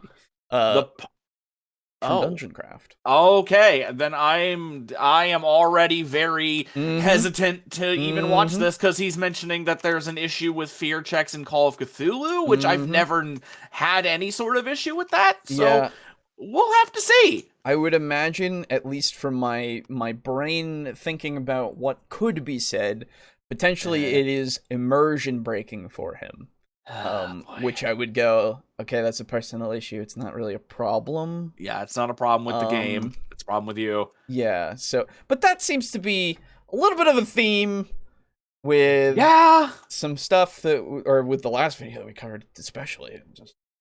Okay, so now remind me. You and Aiden covered something from Dungeon Craft relatively recently from him. What was that video, and what was the main issue with that one? Oh my goodness, that one was. Let me make a little look-see because I actually kind of forget at the moment because it's been a while and my brain doesn't want to remember these things. Yeah, no, I can understand that. If I go back to these. It was that's right. How I think it was charisma in D&D was a problem. Okay. And it was basically the way that charisma works doesn't. So, oh god, it was more. Was it the an issue with like how people have trouble portraying a charismatic character when they? Oh god, really? And it was one of those things where it felt very anti letting people like use the system to just still be able to just say that sometimes. Yeah, exactly. Where he's like, "No, you're supposed to act it," and I'm like, "Okay." So, yeah, God. All right. Here we go. Bring on the spooks. That's right. We're terrified. Don't you worry. Castlevania is another example of something that doesn't really try to be scary, but it is horror. Yes, that's true. Yes. Castlevania is great. It is great. The Eldritch Hack, rules like Cthulhu RPG featuring the scenario Cloak House, is available for download at DriveThruRPG. You've been warned. These are his, I would assume. Why is it pronounced cloak? Because that's how it's spelled. Technically, you can pronounce that as clock. That's also true. That's the problem. I don't know. Okay, so I guess it's Cloak House, not Cloak Tower. Yeah. If it was Tower, I'd be mad. Yeah, Madder. that's fair. Maybe these are good. I don't know. Who knows? I don't like the titles, but okay. Dungeon Craft viewer Rafaria writes, Professor Dungeon Master, how would you instill the concept of fear and terror on player characters? This is a challenging question, especially because the author didn't specify a game system. It's far easier to create fear in, say, Call of Cthulhu than Dungeons & Dragons because they have mechanics that support it. D&D is superhero fantasy. Fear comes... And there it is again. Fucking superhero. Like, I get what you mean, but at the same time, it doesn't really apply. Not. Yeah, it's not. Just say that they're more powerful. It feels like they're more powerful because superhero implies like invulnerability in a lot of ways, and like to a degree, I would concede that fucking healing makes you basically invulnerable in a lot of instances, but it's one of those things where you have to balance the usage of the spells in your encounters for your players. Like if you make it so that they have to use a bunch before they get to a point where it would actually, harm them if they don't have it, then you can actually build that kind of tension, because then it's like, oh my god. Then it's like, oh shit, we're low on a resource. Yeah. Resource management is a big part of it. Yeah. Heroic fantasy, not superhero fantasy. Yes. Yes, exactly. that's a good way to that's a good way to say that. It is heroic. It is not a superhero game. It's just, Yeah. Comes from the feeling that your character might die. D&D mechanics make that difficult, with lots of hit points, healing, magic, short rests, long rests, death saves. All of this makes your D&D character feel all but invincible. But I have experience with a lot of other game systems, so I think I can provide an answer to this question. Let's explore today on Dungeon Craft. Oh, wow! I'm sorry. Welcome to Dungeon Craft. I'm Professor Dungeon Master. And I'm Deathbringer. Level up your game by subscribing. This is a video about how to cause fear, really in any game, but I'm going to be referring to different specific games and their mechanics. So we will be touching on Dungeons & Dragons and Call of Cthulhu. I want to make it clear, I think there's nothing wrong with causing your players to feel fear, as long as it's a consensual relationship and it's part of your social contract. Okay, Okay, yeah, no, we're off to a good start. That's good. Oh, it's that dude. Now I get the horror. Yeah. We'll see. He's starting out okay. Yeah, he has said one. He has said one intelligent thing. So that's a thing. I play a game of Call of Cthulhu, which I did recently. I want to feel a little bit of fear.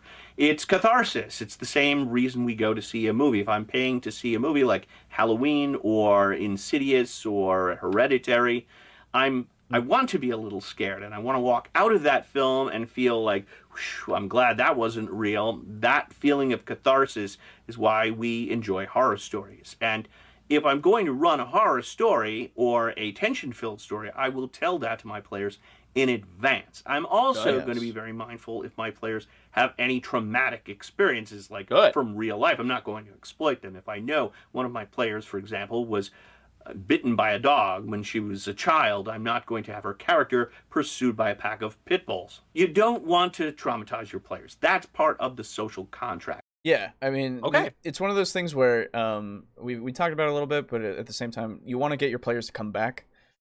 Yeah, that's the other thing. And you want them to have a good time.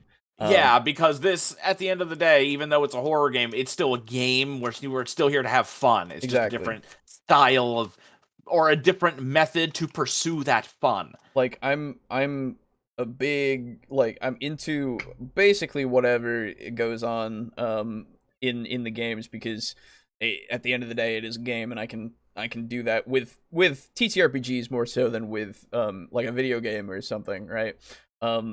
Because there's more, I guess, more of an interactive experience that is something that I can put my mindset into for a video game. But with the TTRPG, I do have that degree of separation where I'm like, this is my character that's experiencing this, than more me. And especially in things like, say, Amnesia: The Dark Descent, where the first person one. Yes. If Amnesia if that was a third person game, it wouldn't be nearly as scary. Yes, you're right. You're absolutely correct, and that's why that game is great. Yes. But so it's excuse me. It's an important thing to really hammer home that we want to, as he said before, provide that catharsis. Have it be an enjoyable experience, just like seeing a movie, something, right? It's a good analogy for this part. Yeah, because it's correct in terms of horror. Yeah.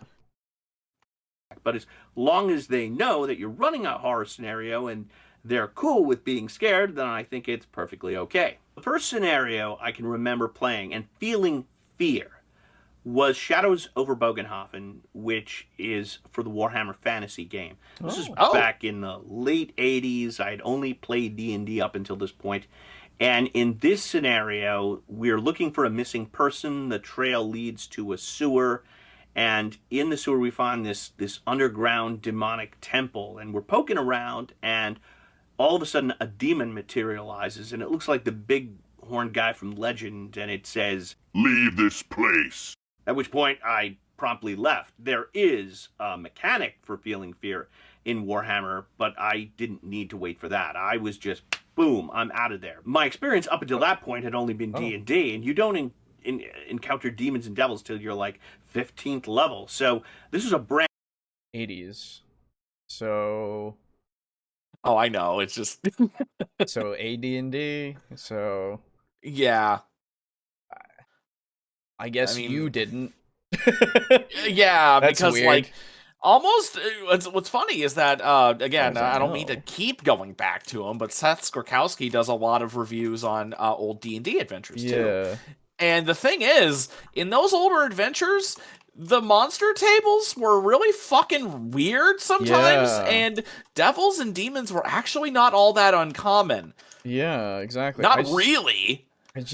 I want to see Certainly not to the fucking degree of Devils and Dice, where literally everybody is one, but... That's right. That's why I was coughing earlier. Yeah, no, that's fair. I guess I want to see, like, if there are low-level ones, because obviously there have to be, right? I mean, imps and... yeah, that's what I thought. What is it? Mains? Yeah, so... It's just one of those things where it's like, that's a strange thing to I don't know how long you played before, I guess, of how many instances you, like, would be able to run into them, like, if you played, like, 3 campaigns or 4 campaigns or something, right, before this. I don't know any of that, but it's just, it seems very odd to me that was the case. To be afraid of it? Well, one, yes, to be afraid, but 2, more just to not have encountered them at all in D&D. Oh, I mean, 80s was the Satanic Panic? Yeah, Wasn't but that? people were playing D&D and they didn't care, right? Like, that's the thing. But what if he was raised on a good God-fearing Christian man? Yeah, I mean, to be fair, there could be something there. I don't know. It could be! It's absolutely... I don't know shit, so I can only speculate, and it's all just speculation. I mean, hell, if I saw a demon and it was horny, and it was a succubus... I wouldn't be afraid at all. But the other kind, I might be. Right, yeah, honestly, the thing is, I don't know if I would. I would probably be like, so can I, like, do you accept souls? I'm not really using mine. Right, yeah. Well, there's a sense of desensitization at this point, right? Yeah. We've got a lot of stuff that can desensitize us way before we worry about it, so. Yeah. And new character, I was actually terrified. I remember it really creeped me out. And the scenario does a great job of building on that initial fear to create a feeling, a tone of paranoia. It's kind of got a Rosemary's Baby kind of vibe where you're afraid everyone is out to get you and everyone might be in on the conspiracy because no one really believes that there are demons in the sewers. Cubicle 7 just re-released this scenario in a director's cut. You could find it up there and down in the link below. And I highly recommend it. Shadows but I had a great time. And the other... I think that one's just called Eye in the Shadows. Let me go back. Enemy in the Shadows for the newest one. Oh, okay. I was hoping it was going to be Skaven. But... Part 1 of the Enemy Within campaign. There you go.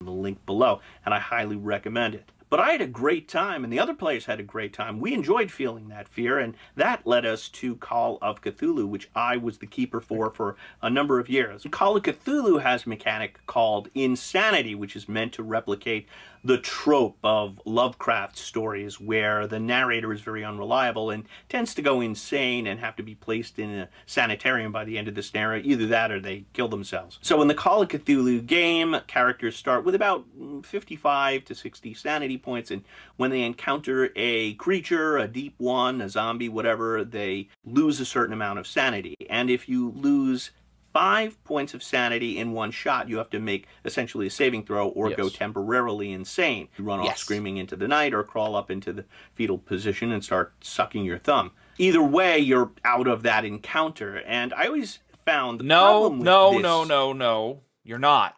Yeah, wait a minute. Those are only 2 options. You are absolutely not out of the encounter. Yeah, wait. Didn't Do you have the book as well, or no? No, I don't have it yet. I do need to get it at some point. You don't have the call. Oh my god, you fucking I'm absolute bitch. I've been slipping into Warhammer figurines. I'm sorry. Yeah, it's true. Hang on, I got my book like right over here. I figured. Yeah, because of course I'm the one that fucking has it. Remember when Aiden was the Cthulhu guy? Yeah, I do. It was good times. It was. Okay. So that is temporary insanity. What he is, actually, technically, what he is describing isn't even temporary insanity. That is a bout of madness. That's right, bout of madness. Yeah, bout of madness. I need to go to the insanity chapter. It's one of my favorites, honestly. It's fucking great. Yeah. Is it 8? I think it might be 8. It's down to the DM what you fight. You could even weaken builds of higher level ones. Yeah. Oh yeah, absolutely. It's just let's see. It was just one of those things of like you didn't encounter one at all beforehand, and it's just strange. It's not anything like good or bad. It's just interesting.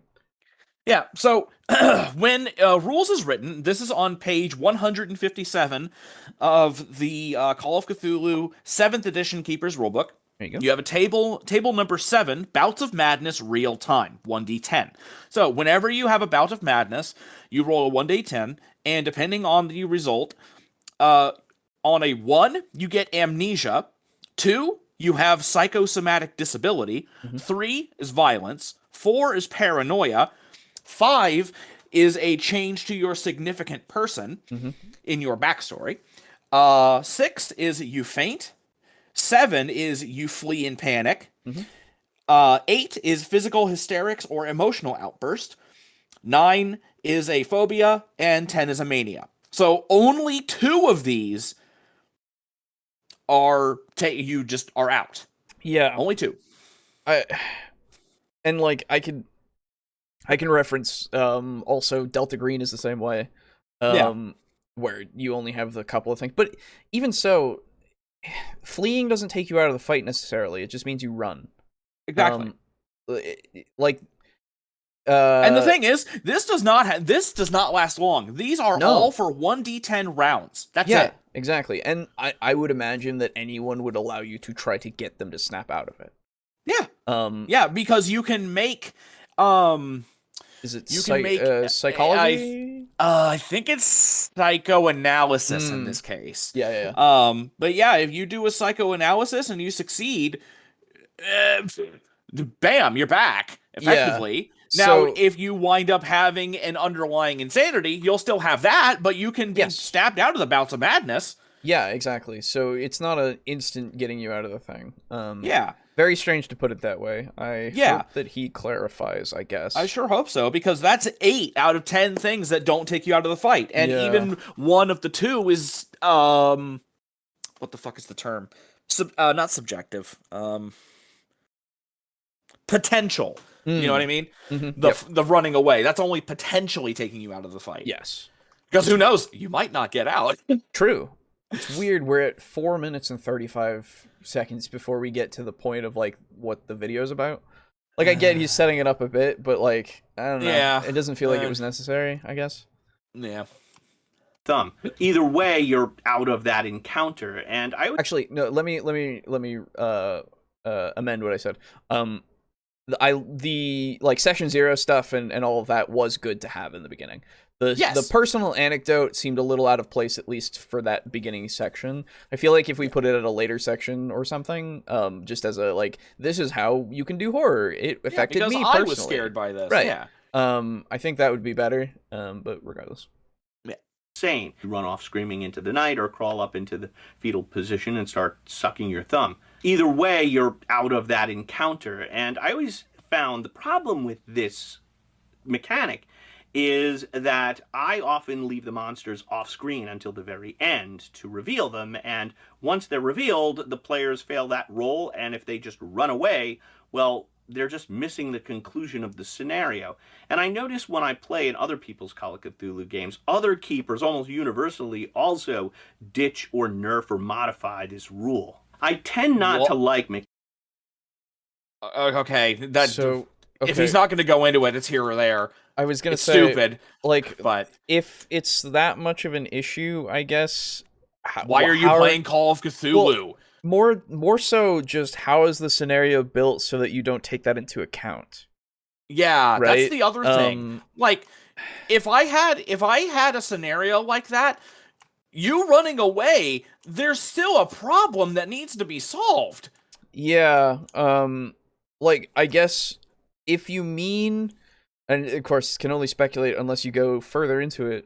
If you mean that they are missing the final bout, and that's just frustrating for you as both a DM or a keeper or a investigator, it's unfortunate, but I think you kind of bought into it when you wanted to play, that this could be a possibility, because not that it's not frustrating, sure it can be, but at the same time, you kind of have to assume that could happen. Yeah, it's kind of part of the territory. It really especially is. Since Call of Cthulhu, it's kind of in the name of the game. Call of Cthulhu is based on Lovecraft's works, and that shit happens a lot in Lovecraft's works. Yeah, where they just They didn't fight the fucking Shoggoth in Mountains of Madness, my guy. And they fucking ran. even in the final battles, sometimes some of them don't stay there to fight, right? Like it's like the main character will, but that's because the main character is written to do so. Yeah. You kind of have to force that to have a conclusion. Yeah. And if that doesn't happen, well, then there's no, the story just ends. Yeah. And it's a book. Yeah, exactly. It's a different medium. And so in this kind of freeform storytelling thing, this is just one of those things that will happen on occasion. Not to mention, I don't know. And the other thing is that's not really a thing that's not really an issue that is purely in Call of Cthulhu. Yeah. Because you could absolutely have a cool ending to your scenario in D&D, but the monster that you've put out for the final boss is they have to run from it. Sure. Or they choose to. Or that they can happen. Knock out somebody immediately, right? Or they just fucking suplex him and then just wrestle him to the ground. That's right. And, he can't cast spells because apparently he fucking 100%. Bullshit.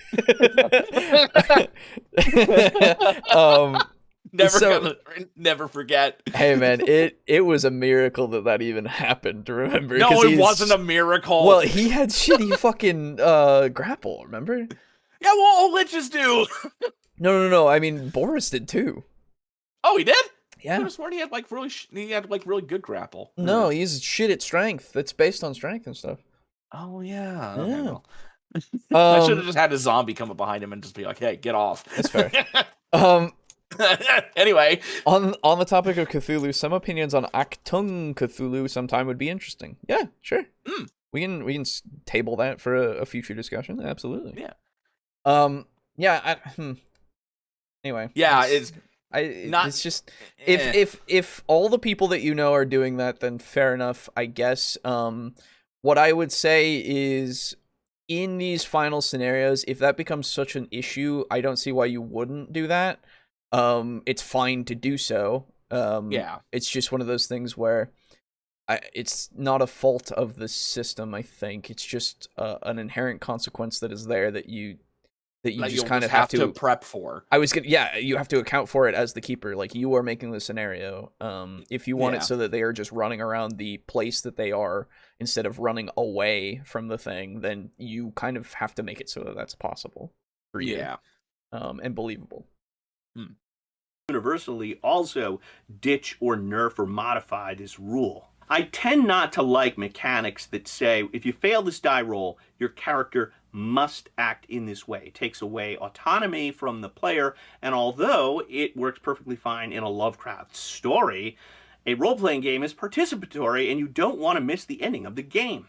That's why Okay. You're not missing the end of the game. You're not leaving the table. Yeah, I was going to say, you're still there. Yes, your character isn't going to be technically a part of it in that case, but again, you have many things that you could probably do to, one, make it so that the scenario works so that they aren't missing it, or you have other characters who are there to try to get them to get out of that state.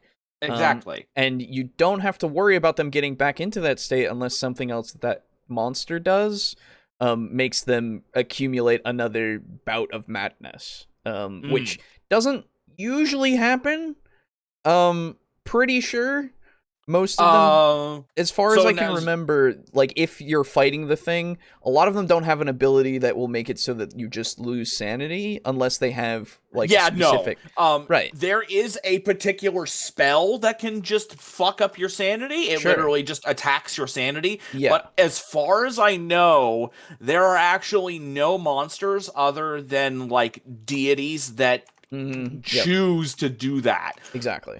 That's more of a human kind of thing. Yeah. Because the thing is, there's something else to remember about Call of Cthulhu.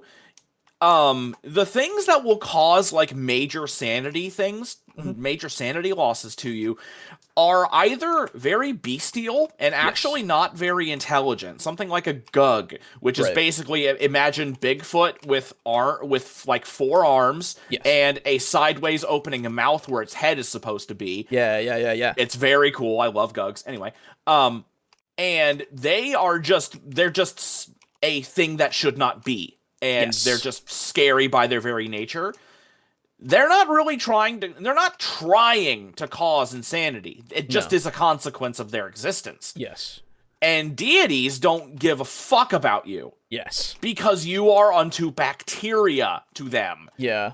I guess... So the amount of things that would have a spell to directly attack your insanity it's vanishingly small. Yeah.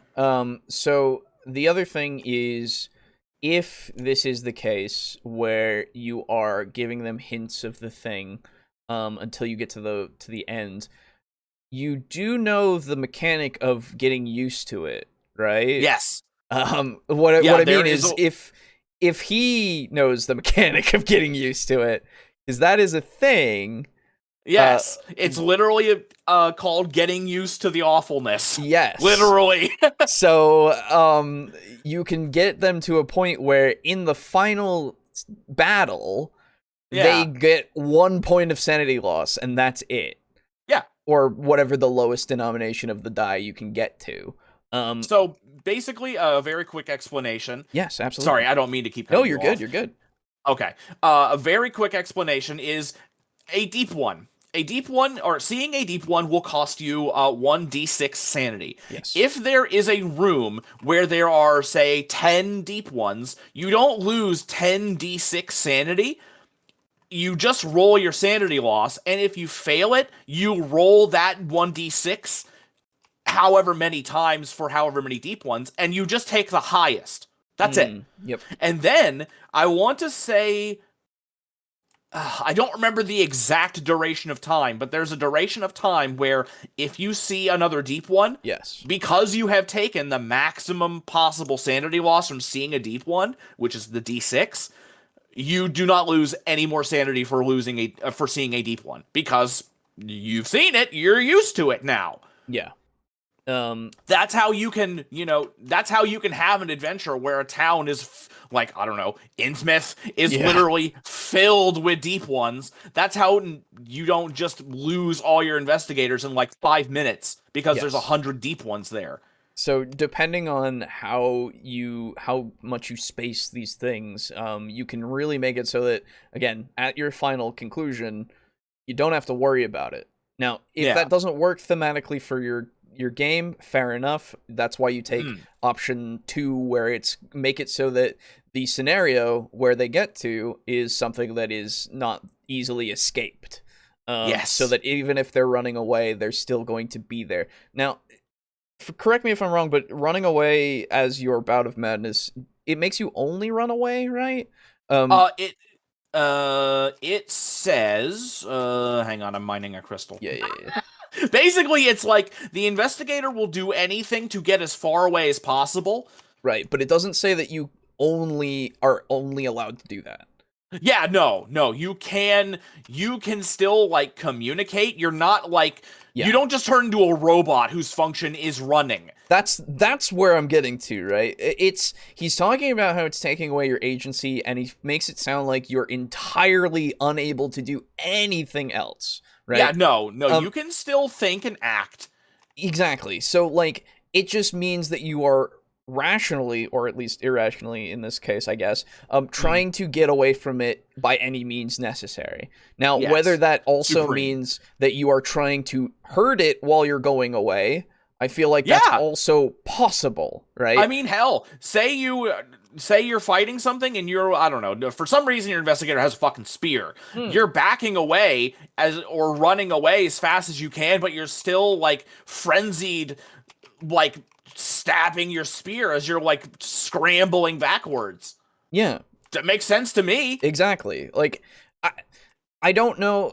I guess it would be one of those things of, if the raw literally says that you can only do one thing, then that's unfortunate. But I don't think so. I don't believe that it does. I will check. I guess I do have a nice little handy PDF here.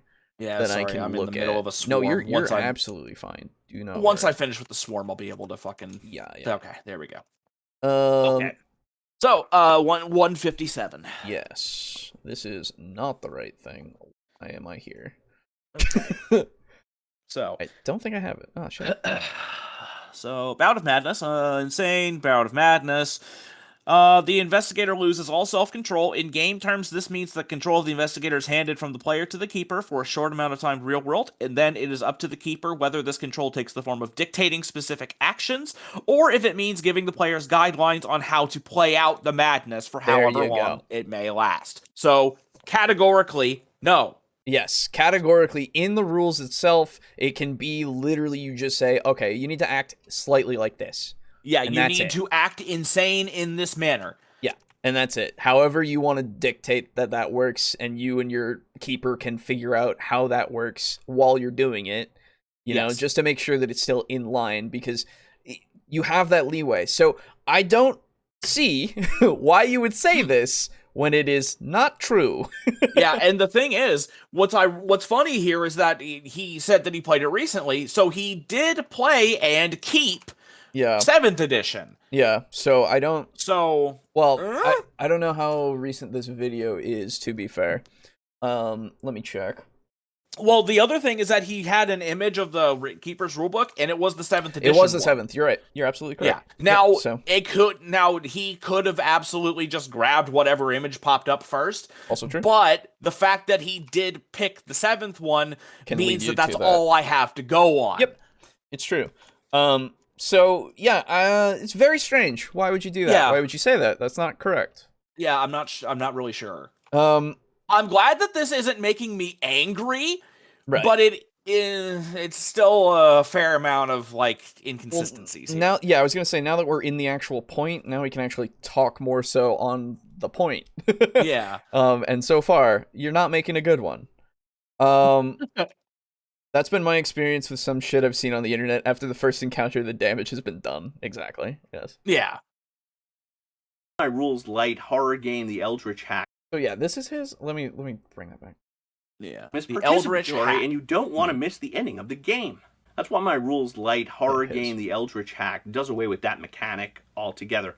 Eldritch Hack is pretty much compatible with Call of Cthulhu scenarios, but I eliminate the concept of temporary insanity. You still have a sanity threshold where if you hit 0, they're going to have to put you away for the rest of your life, but until that point, the player can just act out how they feel like their character would act in the game. It's still possible in regular Call of Cthulhu. Also, I really hope that he goes into more of that, because at the moment he has basically created an entire rules light version of the game that basically just removed one rule. One rule. Yeah. So instead of doing all that, how about you just say, I don't want to play with this rule. Mm-hmm. In Call of Cthulhu. Yeah. Yeah. I don't know. I mean, fair enough. You want to make your own thing. I assume there's differences. I assume there has to be significant I sure changes. Fucking hope. I assume. Yeah. I will do for my own best sanity. Faith. I was gonna have to assume. Yeah, exactly. I will give him the best faith interpretation that I can. It is different enough that it makes it so that it is worth it. Yes. A scenario that comes with the Call of Cthulhu game. I think it used to be called the Haunted House. I think it's been updated to be called the Haunting, and the players explore this haunted house, and in the cellar is this like lich type creature. And actually, I you know what? Fun fact, It's been called The Haunting for 40 years.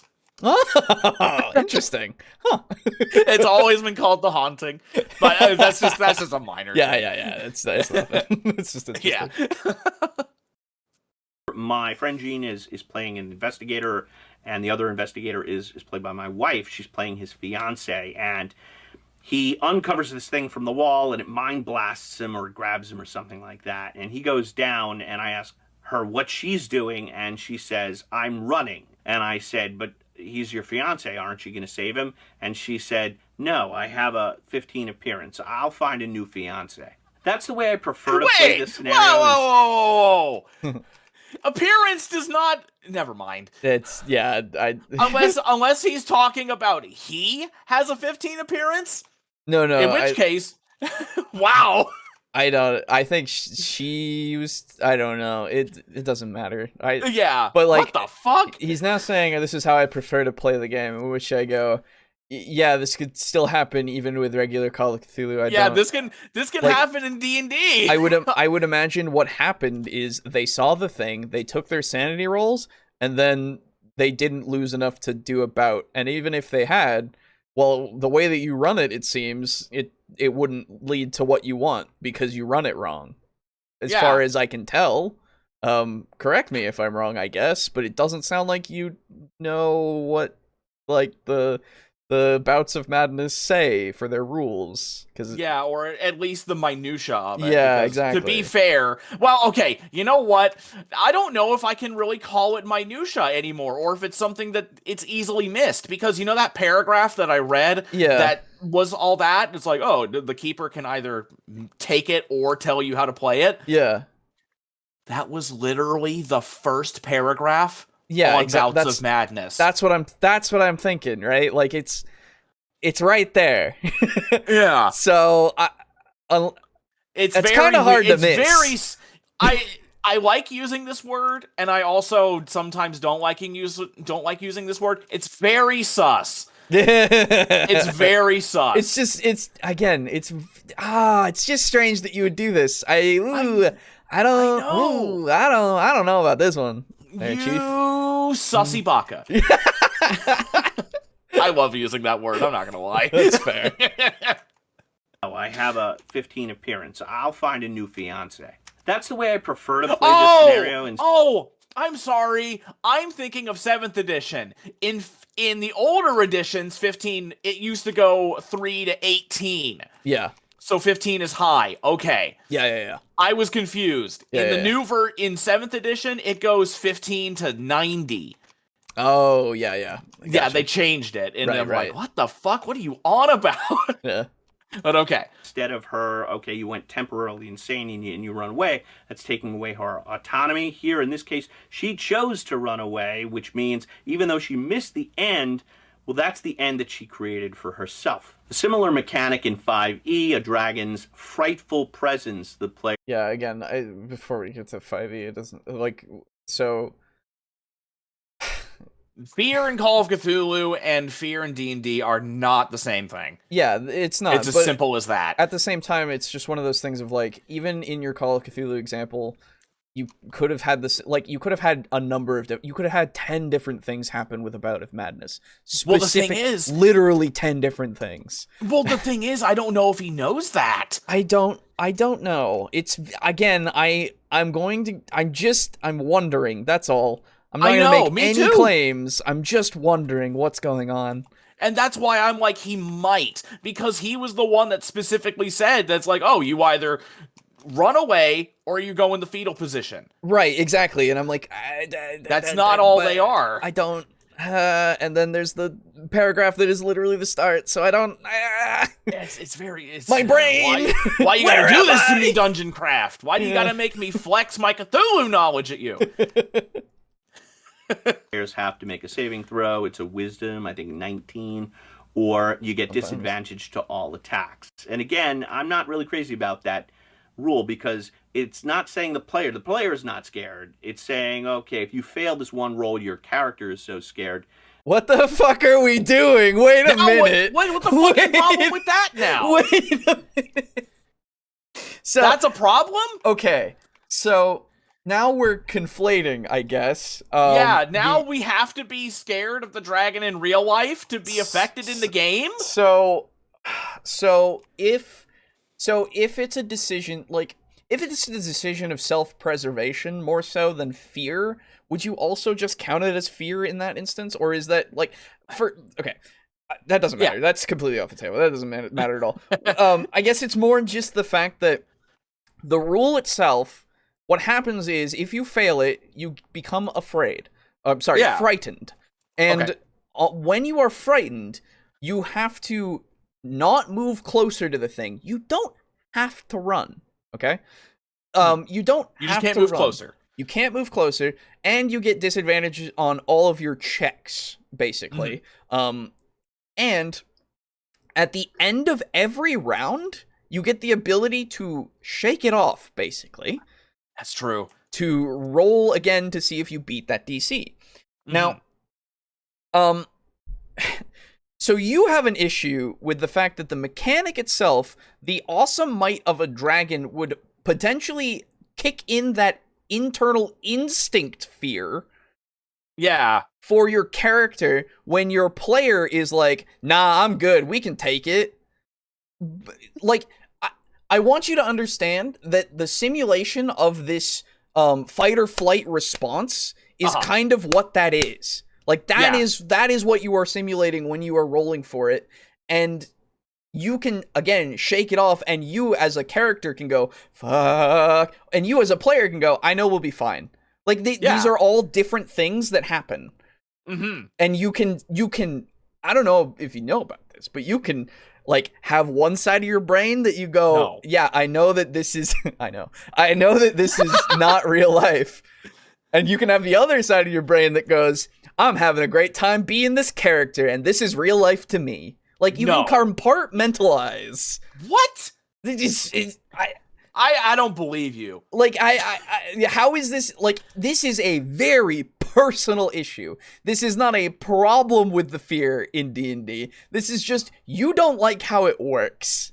Yeah. And that is then, I have to ask, does he not like things that paralyze people because it takes away their agency because they can't move? I would imagine, yes. I would imagine because that's effectively what this is. I would imagine that he doesn't like being knocked unconscious. I would imagine that he doesn't like being put to sleep. What does he think about rope? I don't. Being tied up. Like, my god! I just. You can't do that. That's illegal. That's illegal. It's a strange thing to now complain about. When, it really is. Like, you want it so, and I can understand, you want it so that you put that sense of danger into your player. Yeah. But you can still do that, and they can still act a different way than their character would act. Like, yes. And vice versa. This is very strange. Yeah. And the thing is, like, it's a very stupid, like, argument and issue, but I understand the desire. That's the thing. I do too. Yes, I do too. But it's not something that I would go, this is a problem. This is a problem with the system. This isn't a video. I'm sorry. It's just not a topic that I would, like, Have we ever had a good video from him? It could be that you could bring this up in a video, but it would be titled differently. It would be titled, I have an issue with fear checks in D&D. Not the problem. Right. This is not a problem. This is my problem, right? My problem would work better. It's our problem now. Right, it's our problem, comrade. But, like, just title it My Problem with Fear Checks, and then we are going, okay, it's fine. Fair enough. But with it's a dumb problem to have, but it's your prerogative to have dumb problems, my guy. Yeah, exactly. Regardless of how we judge your problem, it is your problem. You deal with it however you will, and there is nothing invalid about that, right? But the way that you have stated this video, at least, is that this is a problem with the system. And it's not. And it's not. Categorically, it is not. It really is not. And also, I'm wondering about your comprehension of how at least Call of Cthulhu works for its system that you don't like. Yeah. I'm wondering about that because of what you stated. I really am, and I'm sorry, but it's that's just where we're at. That's the way that you have said these words. It's crazy weird. If you die in D&D, you die in real life. That is true. Yes. Indeed. I mean, D&D, what do you mean? I think Yeah. you mean if you die in real life, you die in D&D. That's true. I wouldn't be afraid of a hornet in game, but I will instantly run from one in real life. Same goes for skunks. There you go. Yeah. Now, is that a legitimate fear of skunks, or is that just you don't want to get sprayed? Just out of curiosity. Though I'd probably run from a skunk in a game because I don't need the charisma debuff. There you go. Yeah. Because I think skunks are super cute, but that's just me.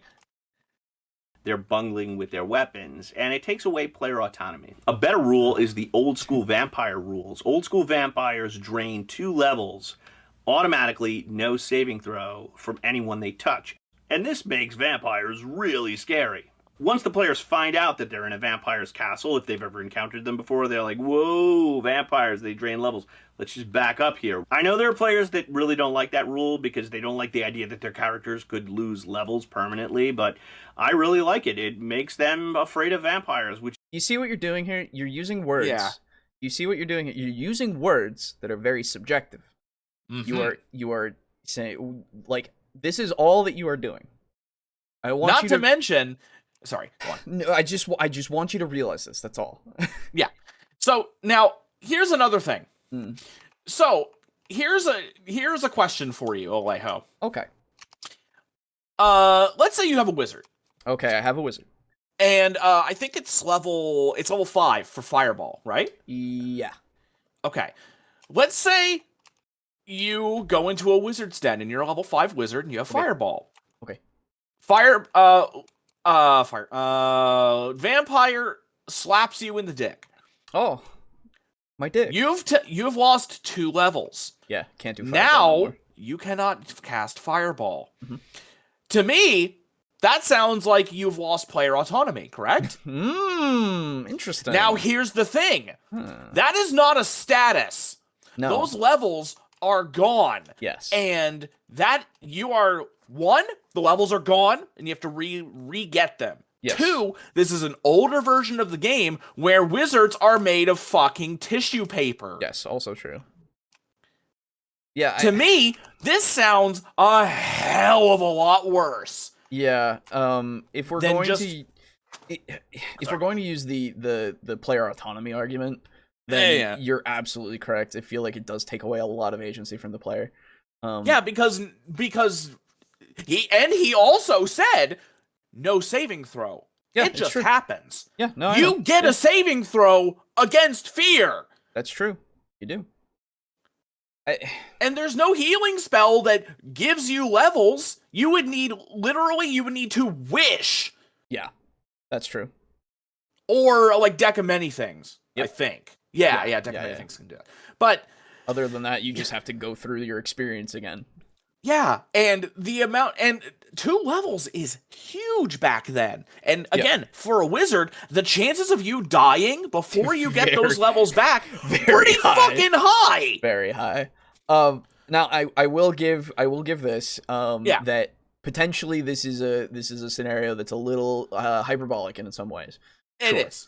But we're using, I guess, the agency being taken away in the same kind of way that he's using it for how fear works, which just doesn't seem like it seems like one gets a pass, right? Yeah. Which is By the very way, weird.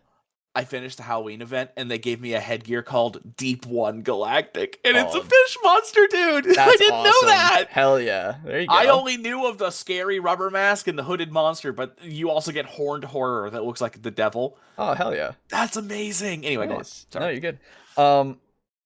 Yeah, it's just weird that this gets a pass because, like, as you say, like it's all the stuff that you were able to do before, you just can't. That's just not a thing you can do. You are not allowed. It's not a thing. It's not a thing that you can just remove. Mm-hmm. And you got to re-earn that shit. I understand that this is a mechanic in the game, right? That you have to now contend with. But it's also something that has been chosen by the DM to make it so that this is a possibility.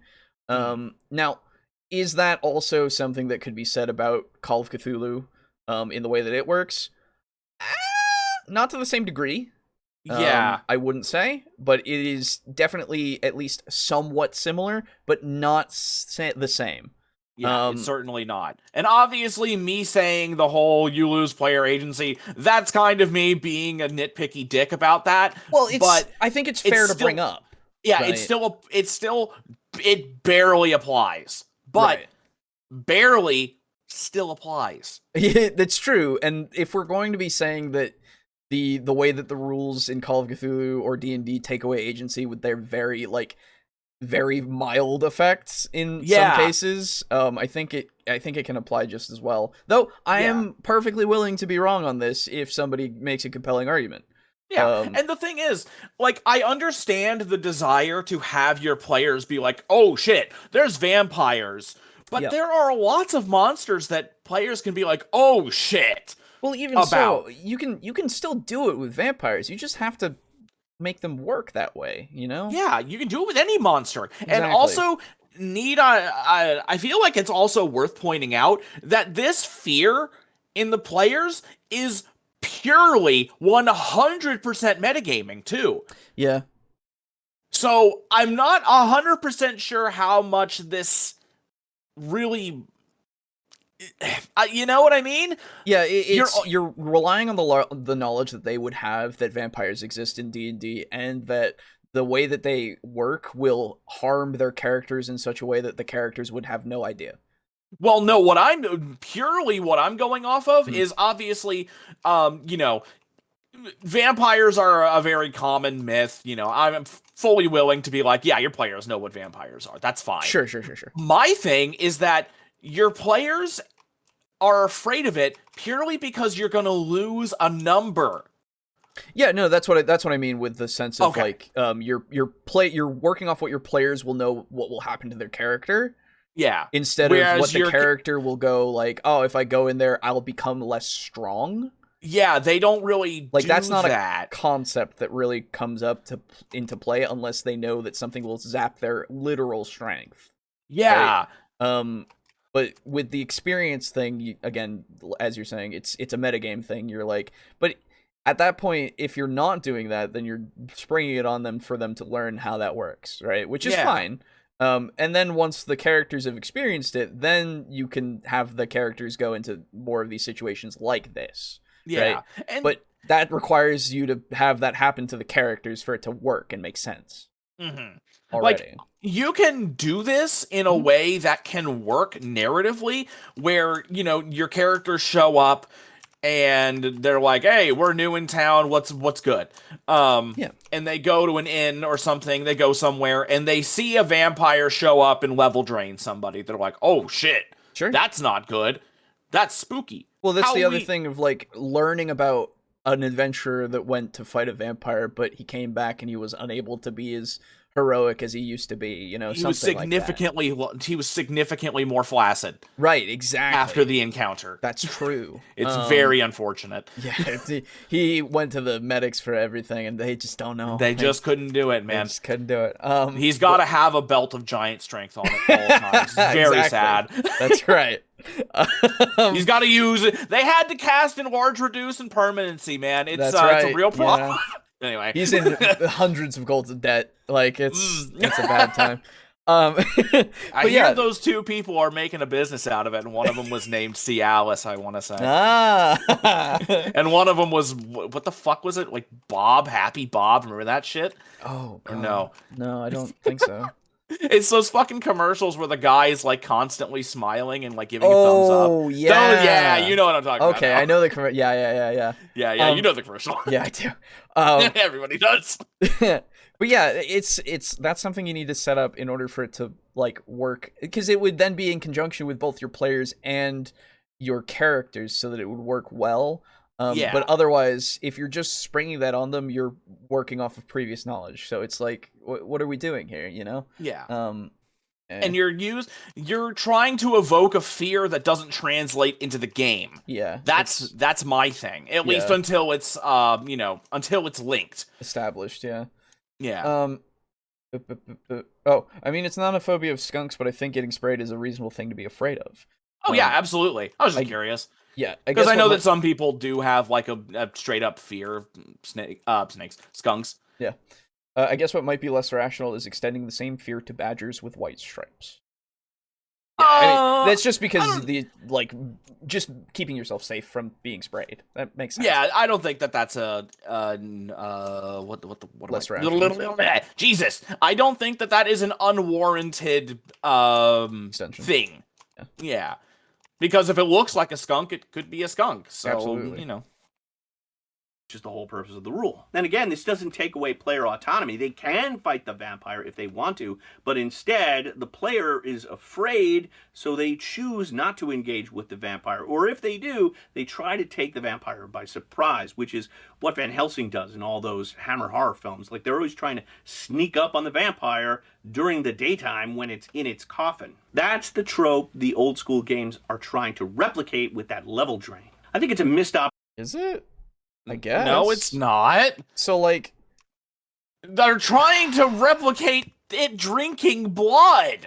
Yeah, like draining your life essence. And you're being weakened by, having your blood drank. Like, I know it's technically just whenever it touches you, I guess. That's a thing. Yeah, it's very strange. It is a little weird. I don't 100% agree with the design of it, but but I mean, you could interpret it that way, I guess. Also, I don't think Van Helsing did much sneaking around. He just had, like, garlic and crucifixes and shit, didn't he? In the Hammer films, as he's referencing, they're the ones where, I believe, Peter Cushing is... Yes! Yeah, he's Van Helsing. It's been a while, though, so I can't comment on it. I could have sworn that he just had the shit that he needed. Maybe. And I mean, obviously, the one with fucking Hugh Jackman and the other shit, that's the superior one. It's so fucking funny. That's the superior one. It really is. The thing is, like, I enjoy that movie for what it is. You should. It's good. It's a cool movie. It's fun. It's super fun. It's got a lot that, like, it's weird, but it's really fun and great. Yeah, it's a fun little stupid movie. Anyway. Yeah, absolutely. Opportunity that the new Ravenloft didn't have a rule like when the characters pass through the mists of Ravenloft, their armor and weapons don't go with them, and there are no death saves in this new land. That would actually make the players feel afraid. Like I always.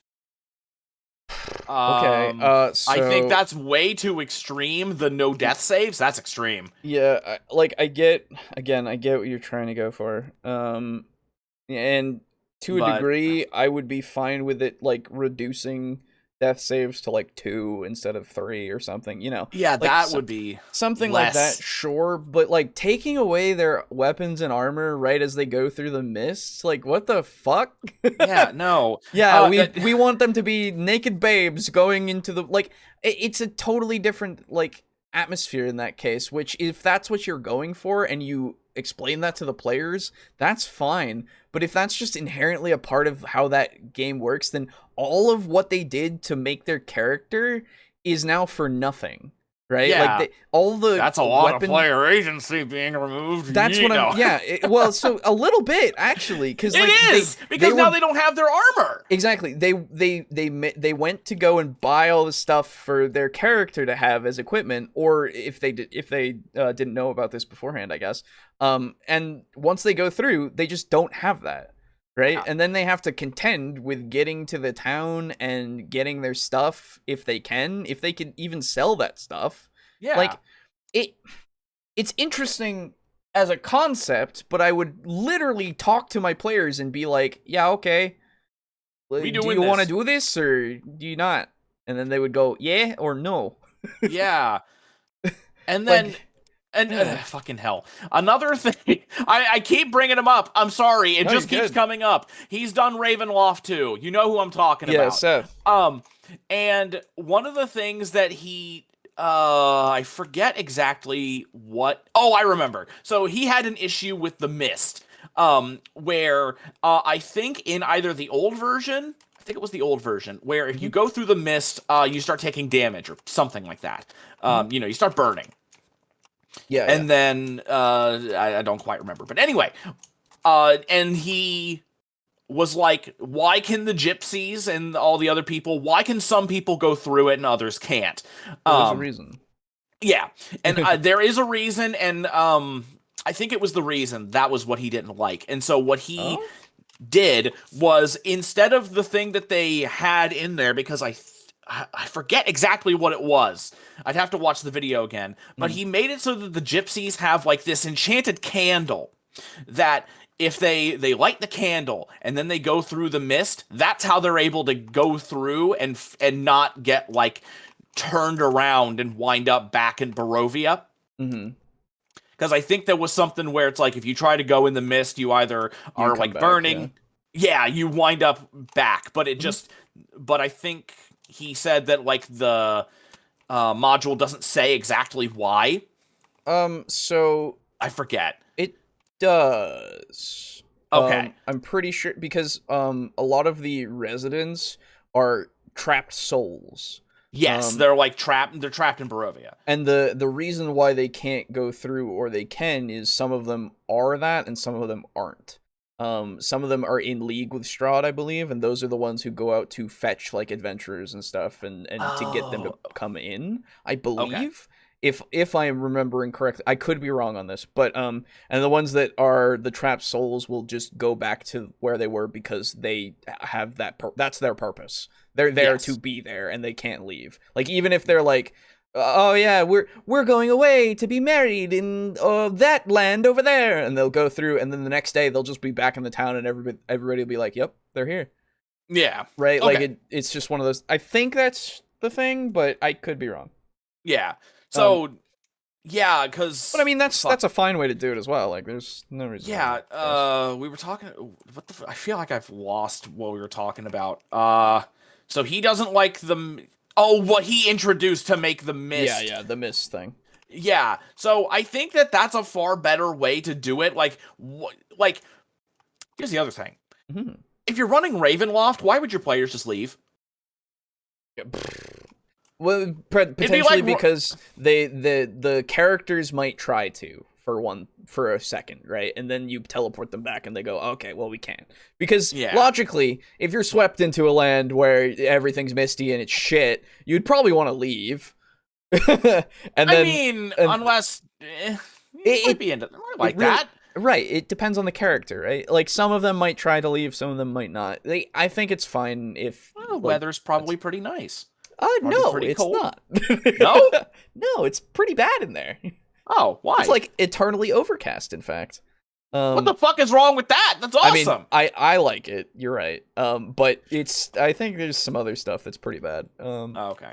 There's like the Parade of Lost Souls. And whatever. That's pretty sick. That's a little bit of puts a damper on things sometimes. Yeah, it's a little weird. Anyway, So yeah, my point kind of falls significantly flatter than I thought it was going to. I apologize. Let's continue. You're fine. In the actual novel, Van Helsing was just a doctor that knew about vampires, so he did stake them in their sleep because he wasn't an epic warrior who could fight them head on. Yes. Having listened to the entirety of Dracula, it's great. First off, it's actually one of my favorites now.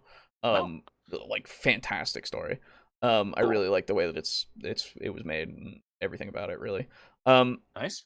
And he tried to do all these things so that he never had to really confront them head on because they're fucking vampires. Yeah. And he knows what the fuck that means. He's he's a cool character. I love Van Helsing. Yeah. Which is more subjective, comedy or horror? Yes. So here's the thing. So, okay.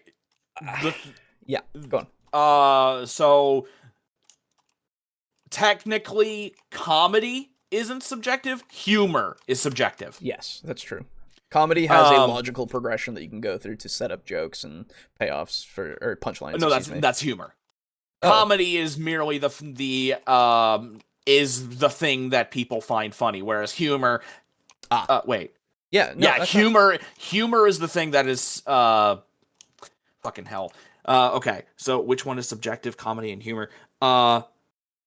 Comedy is not subjective. Humor is. Apologies. Right. Yeah, you can come up with a joke and you can figure out the punchline and stuff, and there is a surprise is an element that you can use, or some you can create a comedy, but whether or not it is funny is whether or not it is humorous. Humorous, yeah, that is subjective. Yes, that's why there's no humor classes. There are comedy classes because comedy actually does have method. True.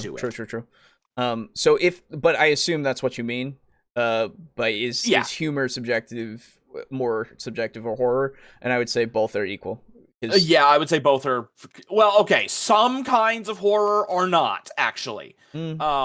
Very, very primal ones are not. Okay, fair enough.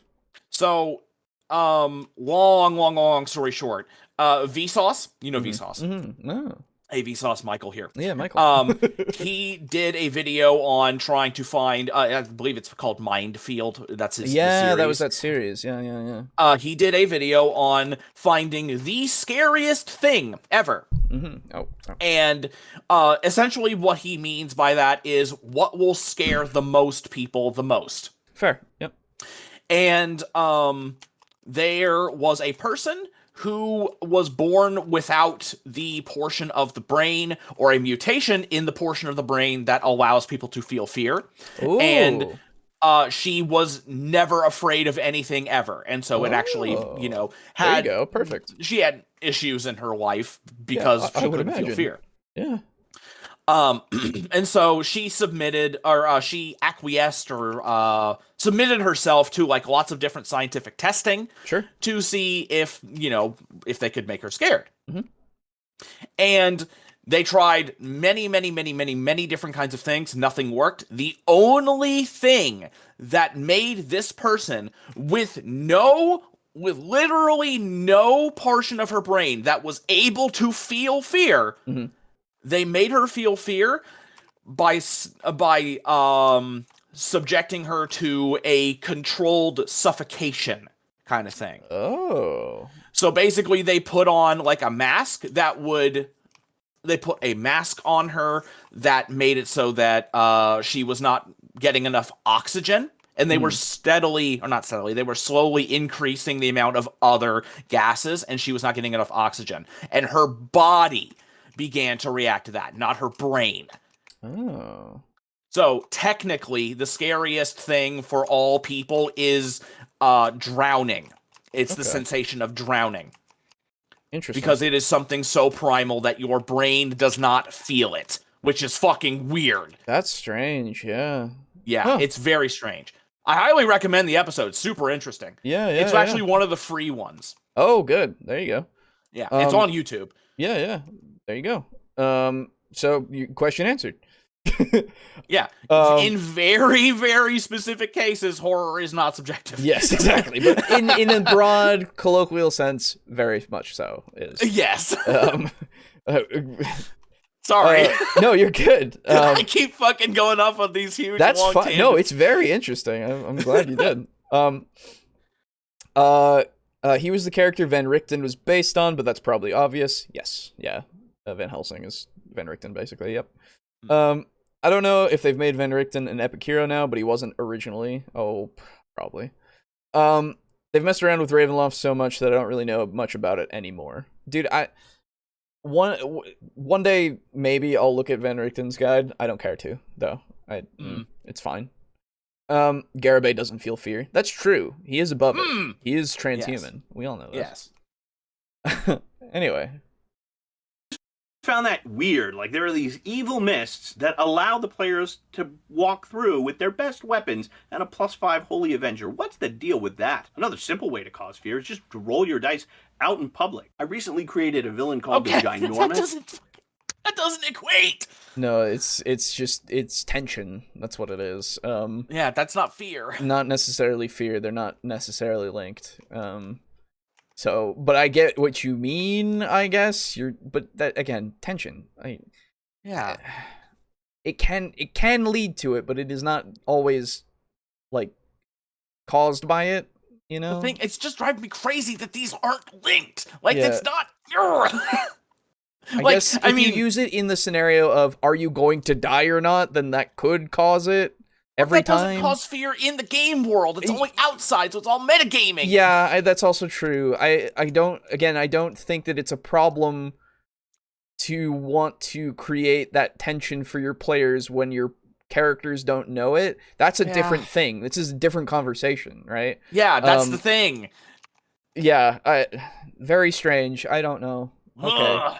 And he has multiple attacks, and if he gets a natural 20, he chops off your head. Doesn't matter what level you are, you don't get a saving throw, you're just dead. And I would tell the players this at the beginning of the encounter. I would say, all right, metagaming break. If this thing hits you with a natural 20, your head is chopped off, you are dead. So it's a Vorpal sword. No we got it. So just so we're clear, that's what happens on a natural 20. And you're going to watch all your badass 5e players go, whoa, because they know the Game Master is not pulling punches. And the other thing you can do is... Well, I would hope that if you're not... Well, until they hit you with fucking healing word, and then your head grows back. What? No. But, yeah, no, I... Even if... So... First off, that's an expectation that you have drilled into them because of how you've run the game. I don't pull punches when I run anything. Personally. He doesn't, I know. I don't. I just don't. He doesn't. So he doesn't really, fudge. I don't. It's not something that I find to be satisfying, and like we deal with the consequences however it works. And if that's not something you want to deal with, then that's fine. But it's just, I don't know. I roll it how it like. Fucking Colungo is the greatest example of this, where the universe was like, hey, this guy's gonna die, and I went, well... like, hey, fuck that guy. This guy is gonna die. Like, even if that hadn't, like, been the case, I guess, and I had gotten, like, a 1 or something instead of the 20, I would have gone with the 1. But even... Yeah, because it was a disadvantage roll. Yeah, it was disadvantage, and you got 2 20s. I got 2 20s, and I wasn't gonna just go, well, that seems... But I was just like, he's fucking dead. If you get 2 20s in a row, like, the character dies regardless. You're fucking dead, my guy. Even so, if it had been, like, high rolls of, like, 19s, and he would have died because of that, I would have been like, okay, yeah, he's dying. Like, that's what's gonna happen. But, again, it's just the whole thing of, like, how did you present how you run the game to people? You know, like that's a big part of this one, at least, of like, oh, the DM isn't pulling punches. It's like, well, just don't then. Yeah. Okay. Yeah, this is. I don't know. This video is very strange. Yep. I'm not sure where I am or who is going. What is? I don't. But at the very least, we know that we would run Call of Cthulhu better than him. That's true. Just the opposite. When the players ask, what do I need to make that roll? You say, anything but a 1. Like if there's a narrow stone bridge across an active volcano that's erupting, say if you fall off this bridge, just so we're clear, it's going to be 0.09 seconds before you hit that lava, and that's not enough time to cast any spells. So if you fail with a natural 1, you are completely incinerated, and you don't get any kind of saving throws. You are just dead. Sure, yeah, no, this is fine if this is what you want to have happen in this scenario. That is fine. Yeah. Cool. But hey, it takes that long to fall? Where's my agency? Why can't I cast spells?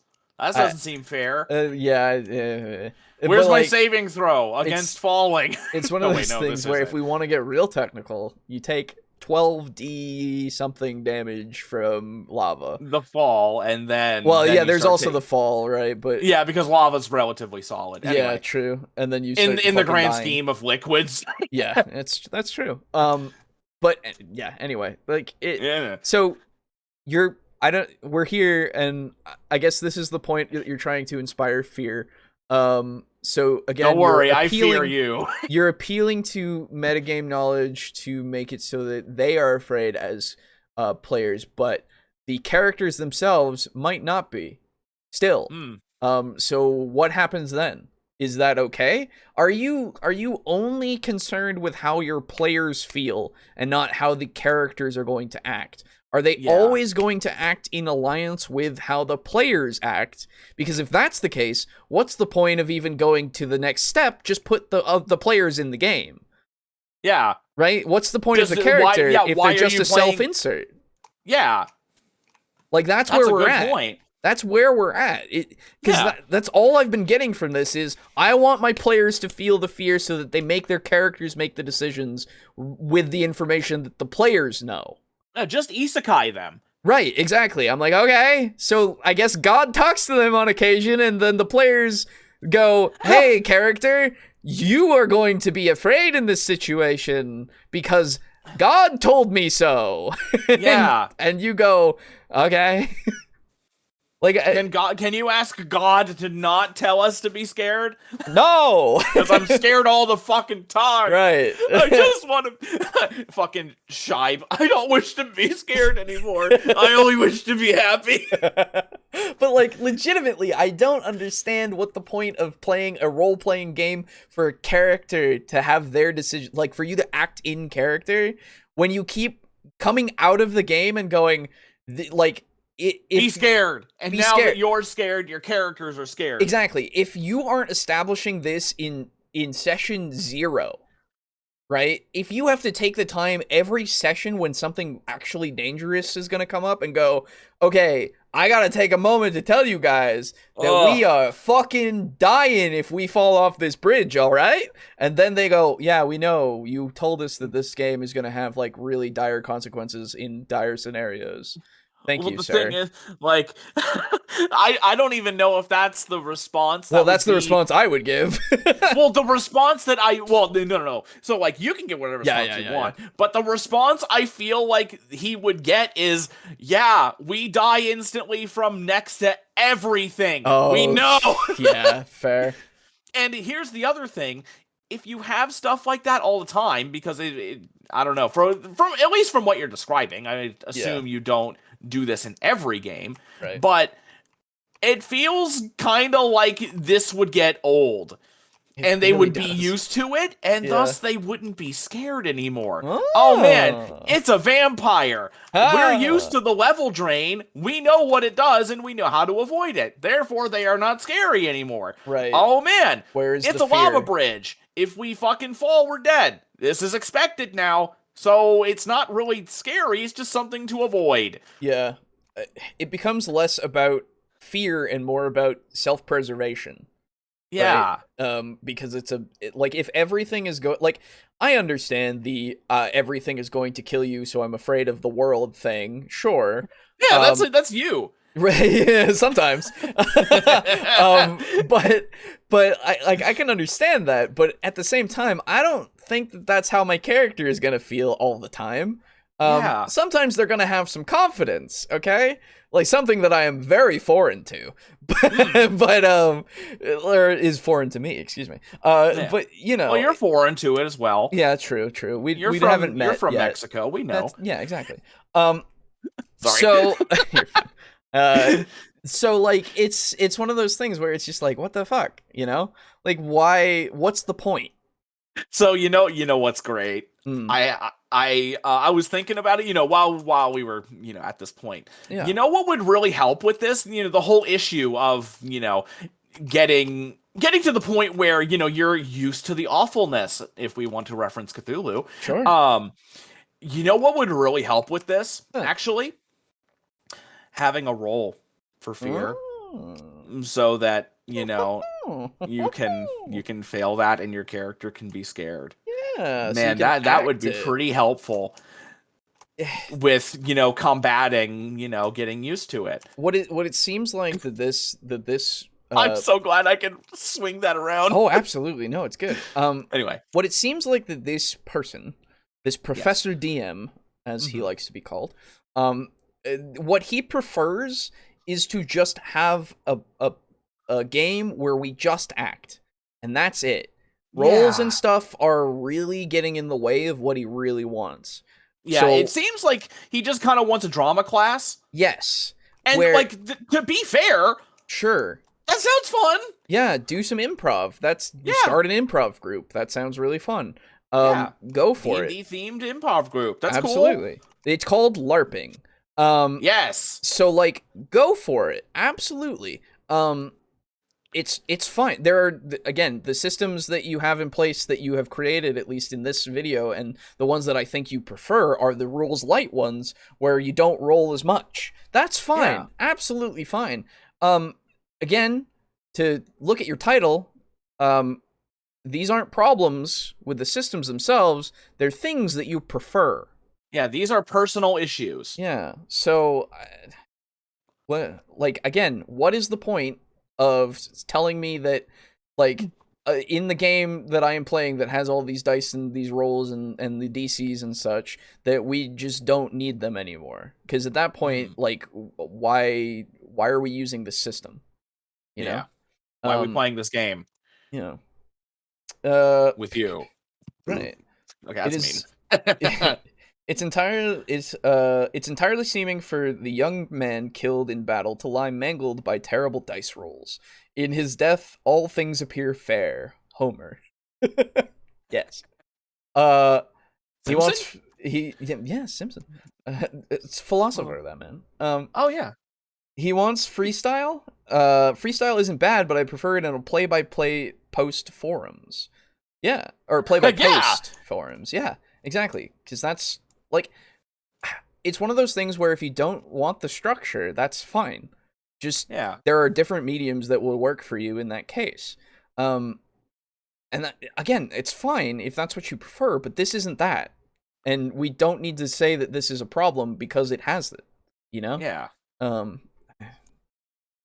That is enough to instill fear in them, even though the chance of them rolling a 1 is very slim.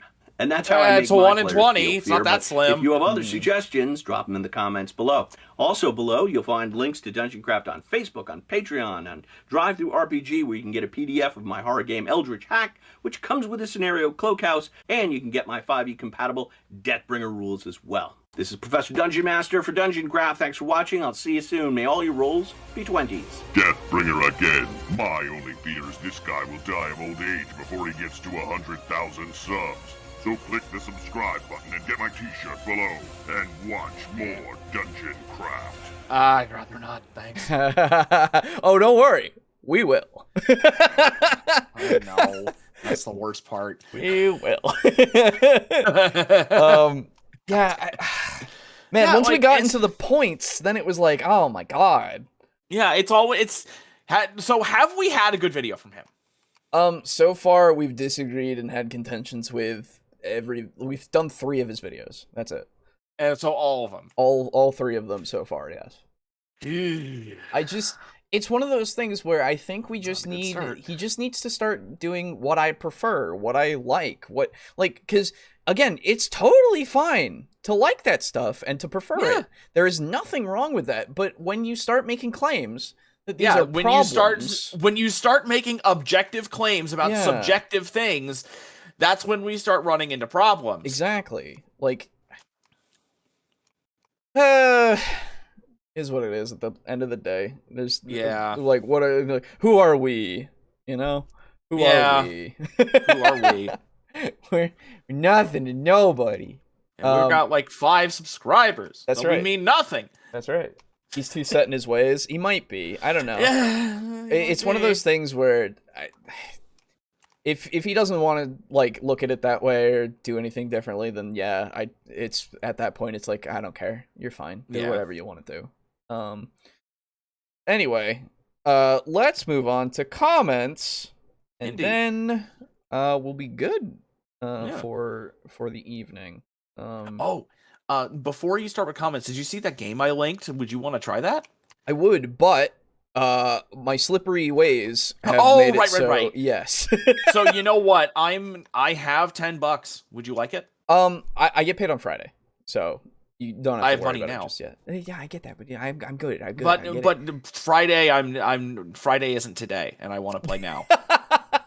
Well, no, today I actually I want to play Call of Cthulhu. I want to play the game itself. Oh, okay. I'm going to do that after the stream is over, in fact. And are you going to stream it? Yes, start up a new stream. And oh man, you know what? I'll chill. Yeah, if you you are totally welcome to. Yeah. So plus, I mean, I've played through the game, so if you wind up getting really stuck, Absolutely. Sure. Anyway, So get excited for those of you who are around to hear that. What time is it even? Oh yeah, it's gonna be a late night. Yeah, I hear it.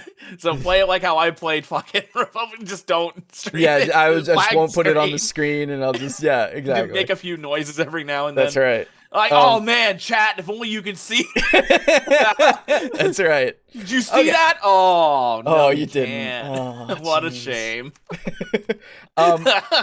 So comments. First one we got is from Ty Pollitt on 122, our Cyberpunk overview and net running. Ooh, net running.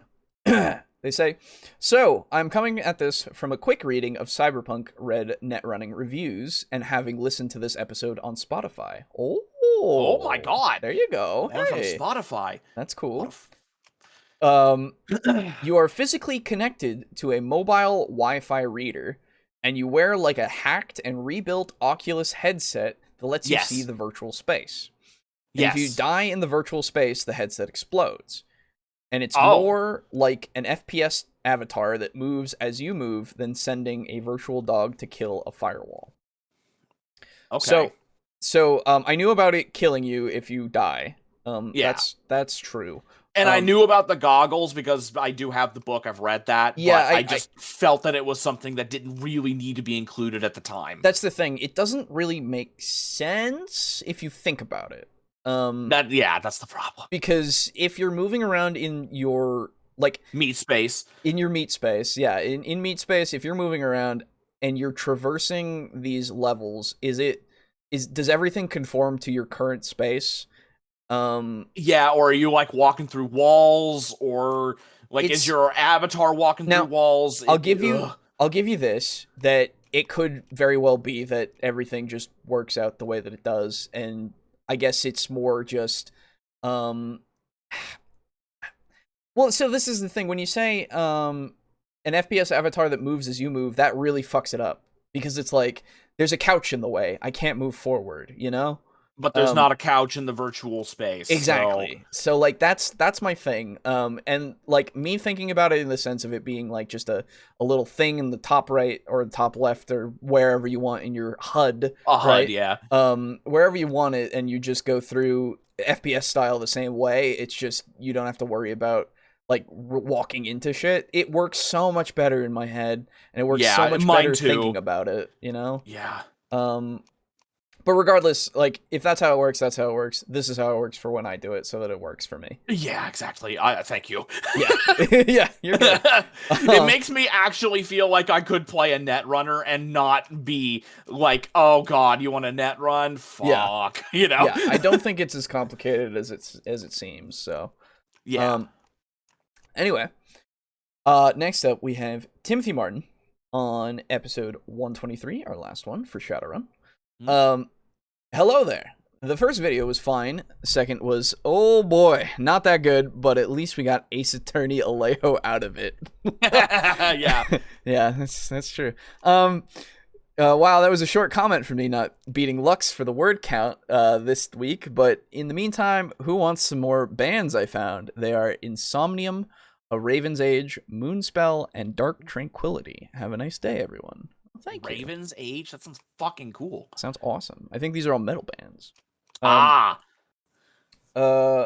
guess they could connect it to your brain in a way that lets you either control your avatar or control your own body. Yes, exactly. Yeah, because the thing is, it's actually full-on scene in Cyberpunk Edge Runners, but the way it used to be is you have, basically you have a big fucking hole in the back of your skull, and you literally plug a cable into it, and you're in either a specific, a special chair, or you're in, an ice bath or something, and then you're fully controlling a net avatar while your real body is unconscious. Yeah. So that's how it used to be, but now it's not. So they had to figure out a way to, to make it work. Yeah, it makes sense. Yeah. My problem is I just know that hacking doesn't work that way. And that's fair. That's a fair problem to have. No, that's totally fine. But, I mean, also arms don't, unfortunately, not yet. They don't, morph open into a big fuck off, 5 foot blade. That's true. That lets I wish they did. Yeah, I know. Me too, man. And make opening packages a lot more convenient. Oh yeah, 100%. I don't have to fucking risk slicing my hand open with my craft knife. Yeah. And then Anyway, Indigo Dragon on Yes. Shadowrun as well says, all the following said with the caveat that everything we are complaining about is from a few factors. We're comparing 6th edition to previous editions because we do bring that baggage with us. We've been through 2 previous editions of Catalyst games botching the initial core book release by releasing borked rulebooks.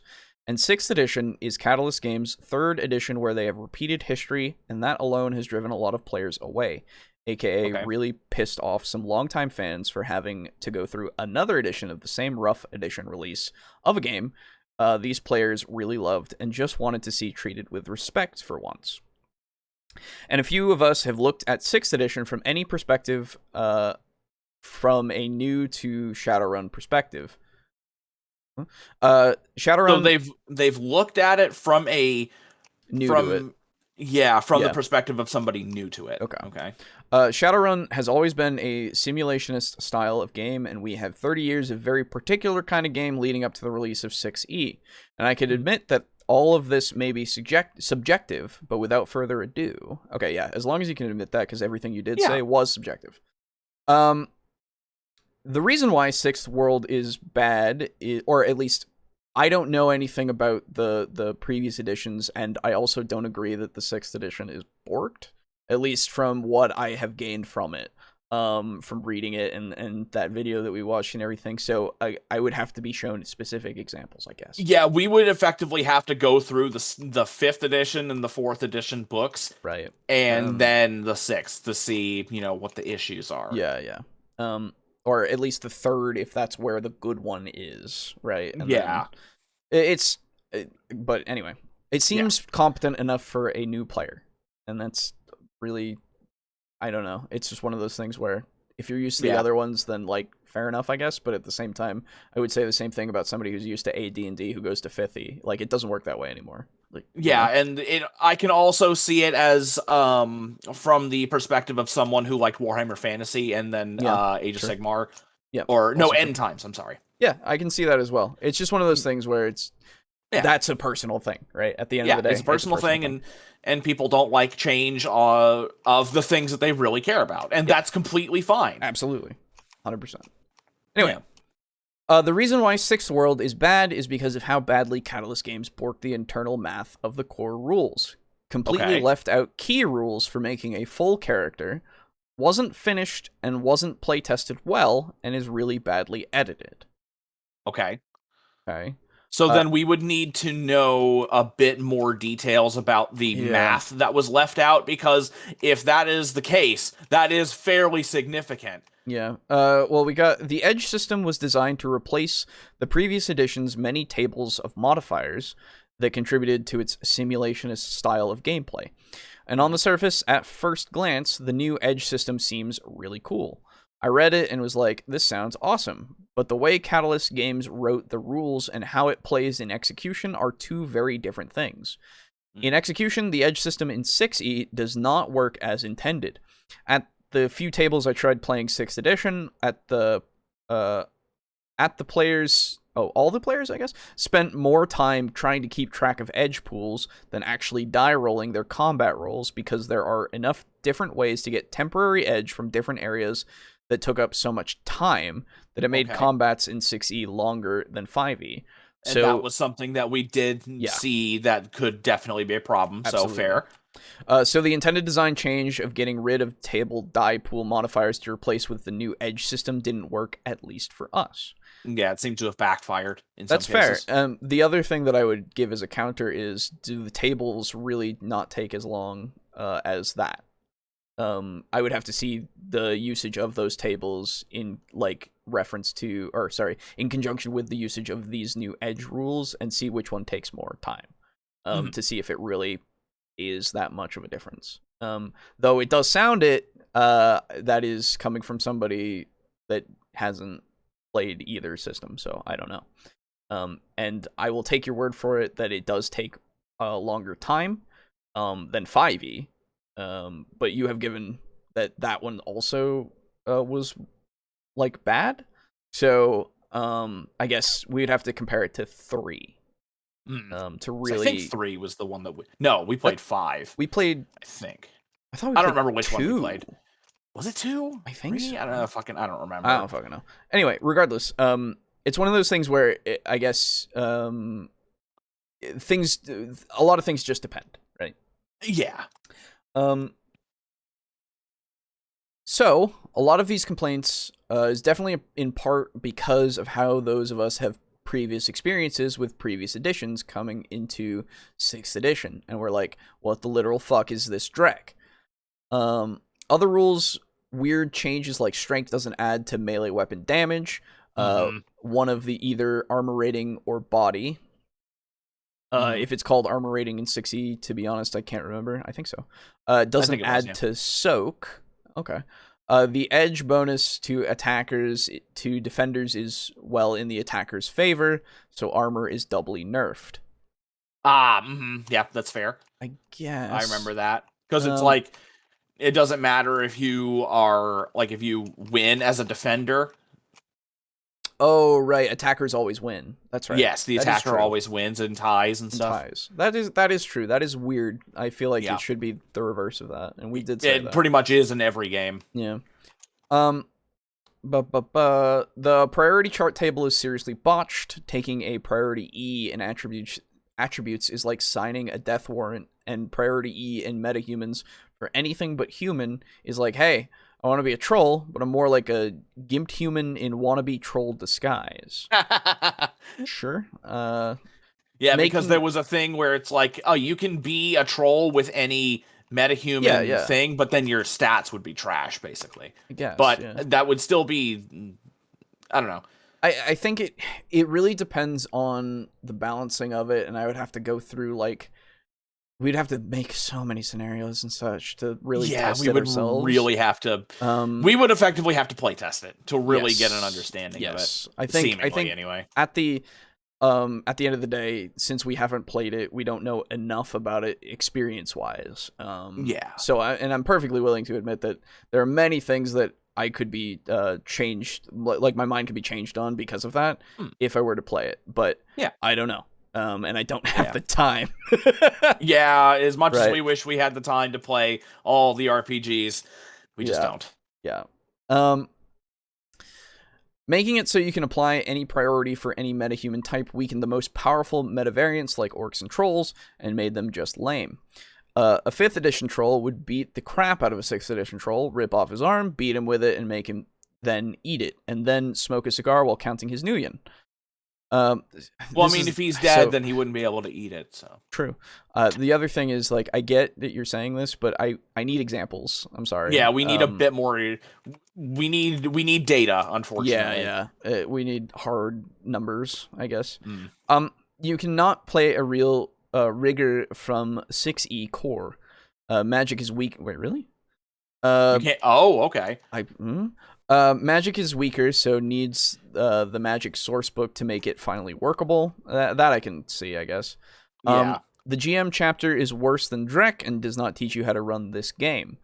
Well, to be fair, neither does D&D. So I don't know. It's one of those things where, most design decisions made to try and make 6th edition more simple ended and condensed led to other rules not working as well because 6e was rushed to meet the 30th anniversary of Shadowrun's original release. That's okay. That could be something. Yeah. That sounds perfectly reasonable. Honestly. But in all honesty, it all comes down to this: Shadowrun's 6th edition does not feel like Shadowrun, which I admit is subjective. Yes. And for those few who do like 6th edition, that's awesome. I'm glad some people like it. Well, I think there's some people that may like it. I'm not sure about this rumor. Could be corporate propaganda. Yeah. So I don't know. Again, we'd have to. We just don't have enough. And Lux literally just said I might just try watching an actual play of it, and I might do that too because that would be something that I could do and like kind of understand more. But yeah, I don't know. It's it's one of those things where until we experience it ourselves, we don't really have a thing there. And like like you said, the it not feeling like it, like that's never something that I really take into account of anything, because whether or not it feels like something, it is that thing, right? At the end of the day, this is Shadowrun 6th edition. Like, I guess if I were to say that it doesn't feel like 3rd edition, I would be right, because it's not that. Yeah. I don't know. That's all something that it would be like. Does it feel like the game to me, like the video games to me? Probably not. Yeah, probably not. That's a different thing entirely, right? Because that's my only other experience with Shadowrun, which I really like those games. They're really good. Or at least the Returns, Dragonfall, and Hong Kong. Those games are really good. I've never played the N6 or not N6, Super Nintendo release. I think it was. It was a Super Nintendo Shadowrun game. I think it was something like that. Yeah, it was a really old one. But yeah, so again, all of this I'm perfectly willing to have my mind changed on. It's just that video that we watched did not do a good job at all to set any ground that we could even go, yes, this is something that I can agree to being the case. It was lies.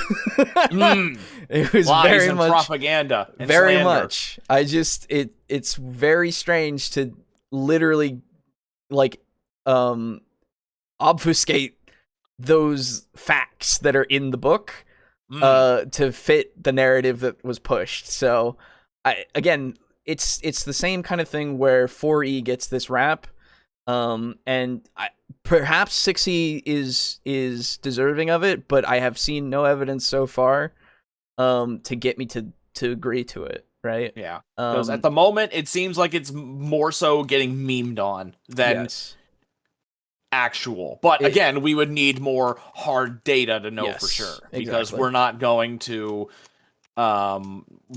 we are very hesitant to say this is bad without actually experiencing it. Right. Except in rare circumstances like, EA games and shit.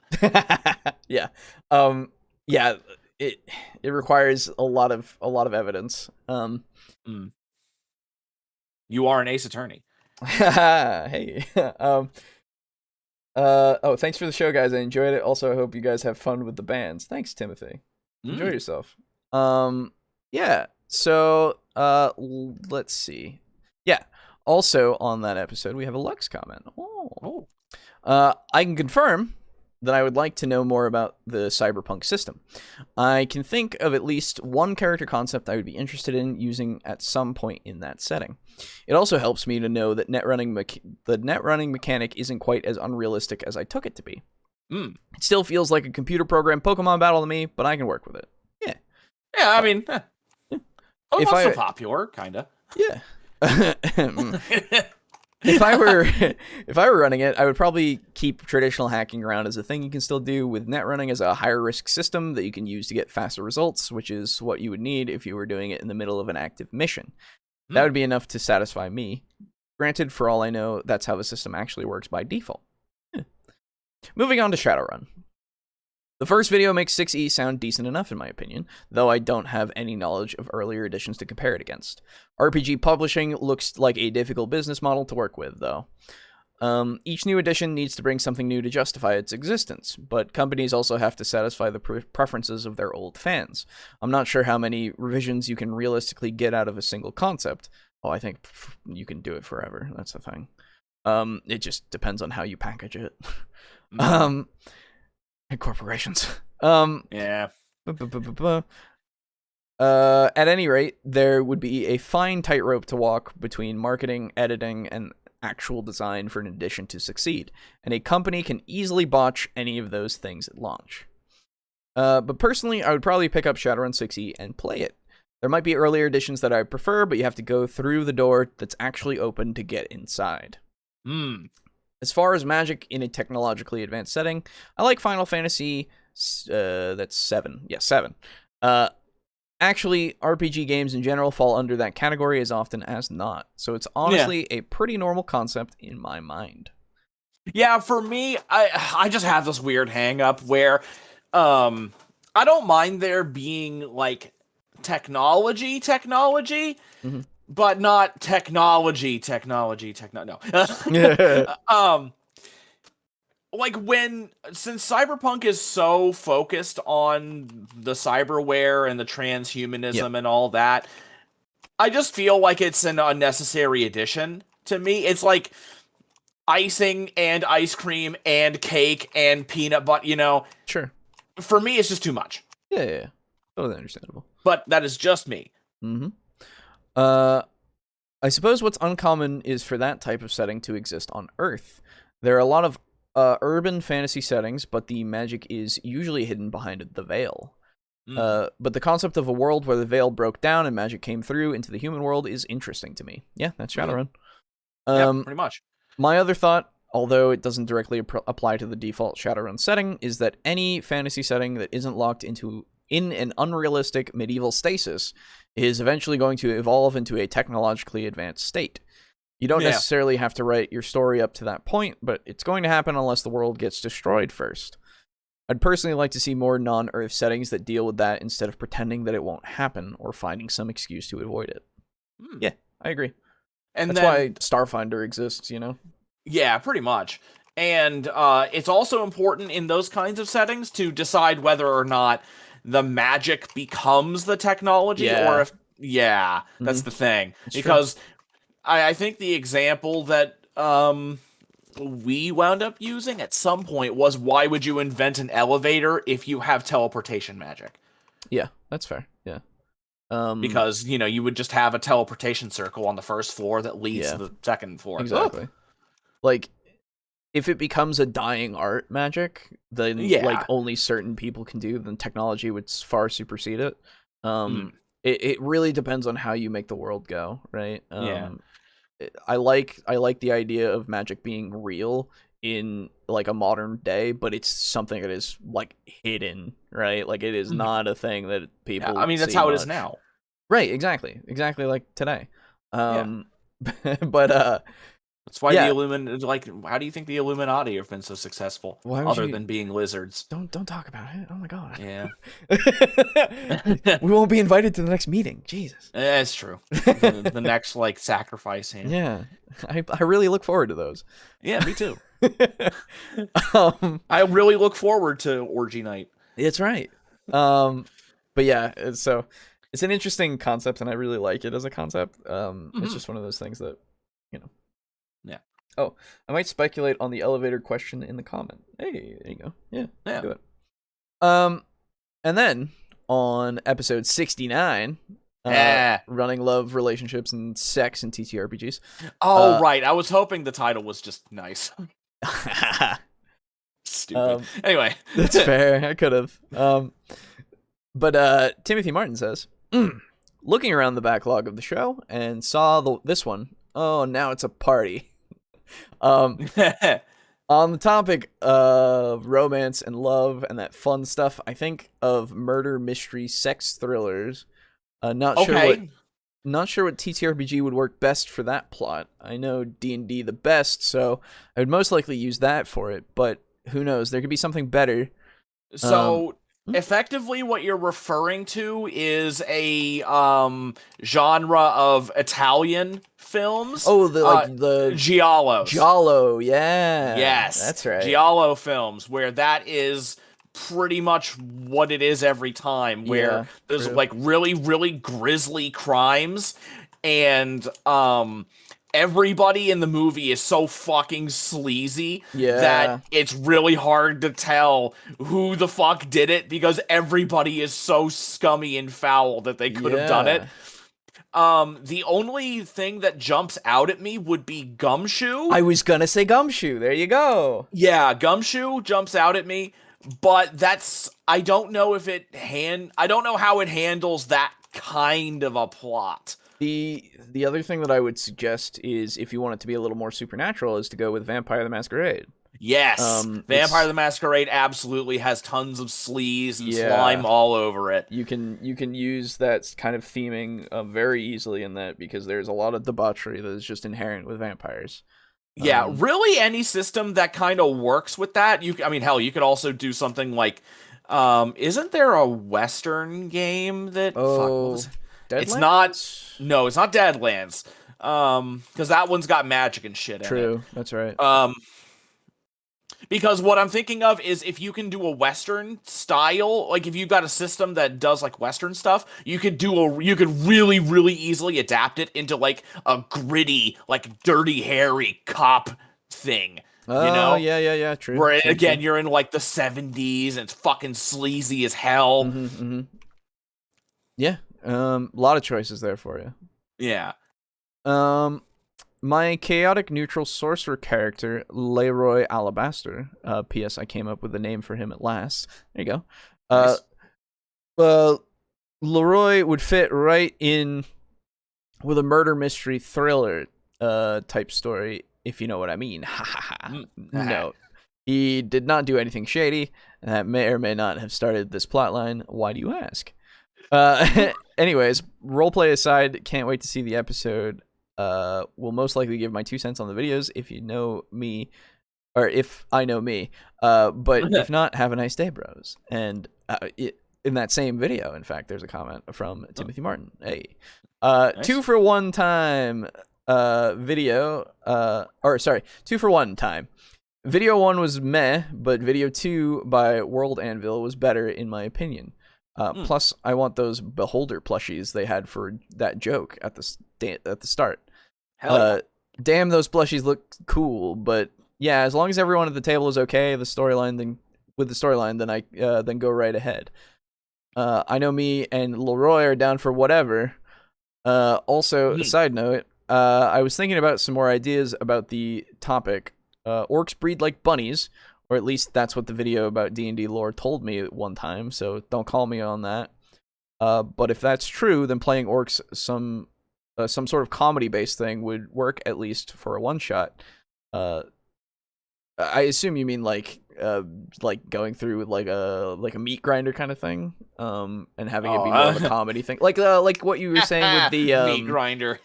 Hey, dicks. Anyway, but like what you were saying with the gangers outside of the city that in the cyberpunk setting, where it would be more of a comedy where they were just getting their head blasted by like runners. Yeah.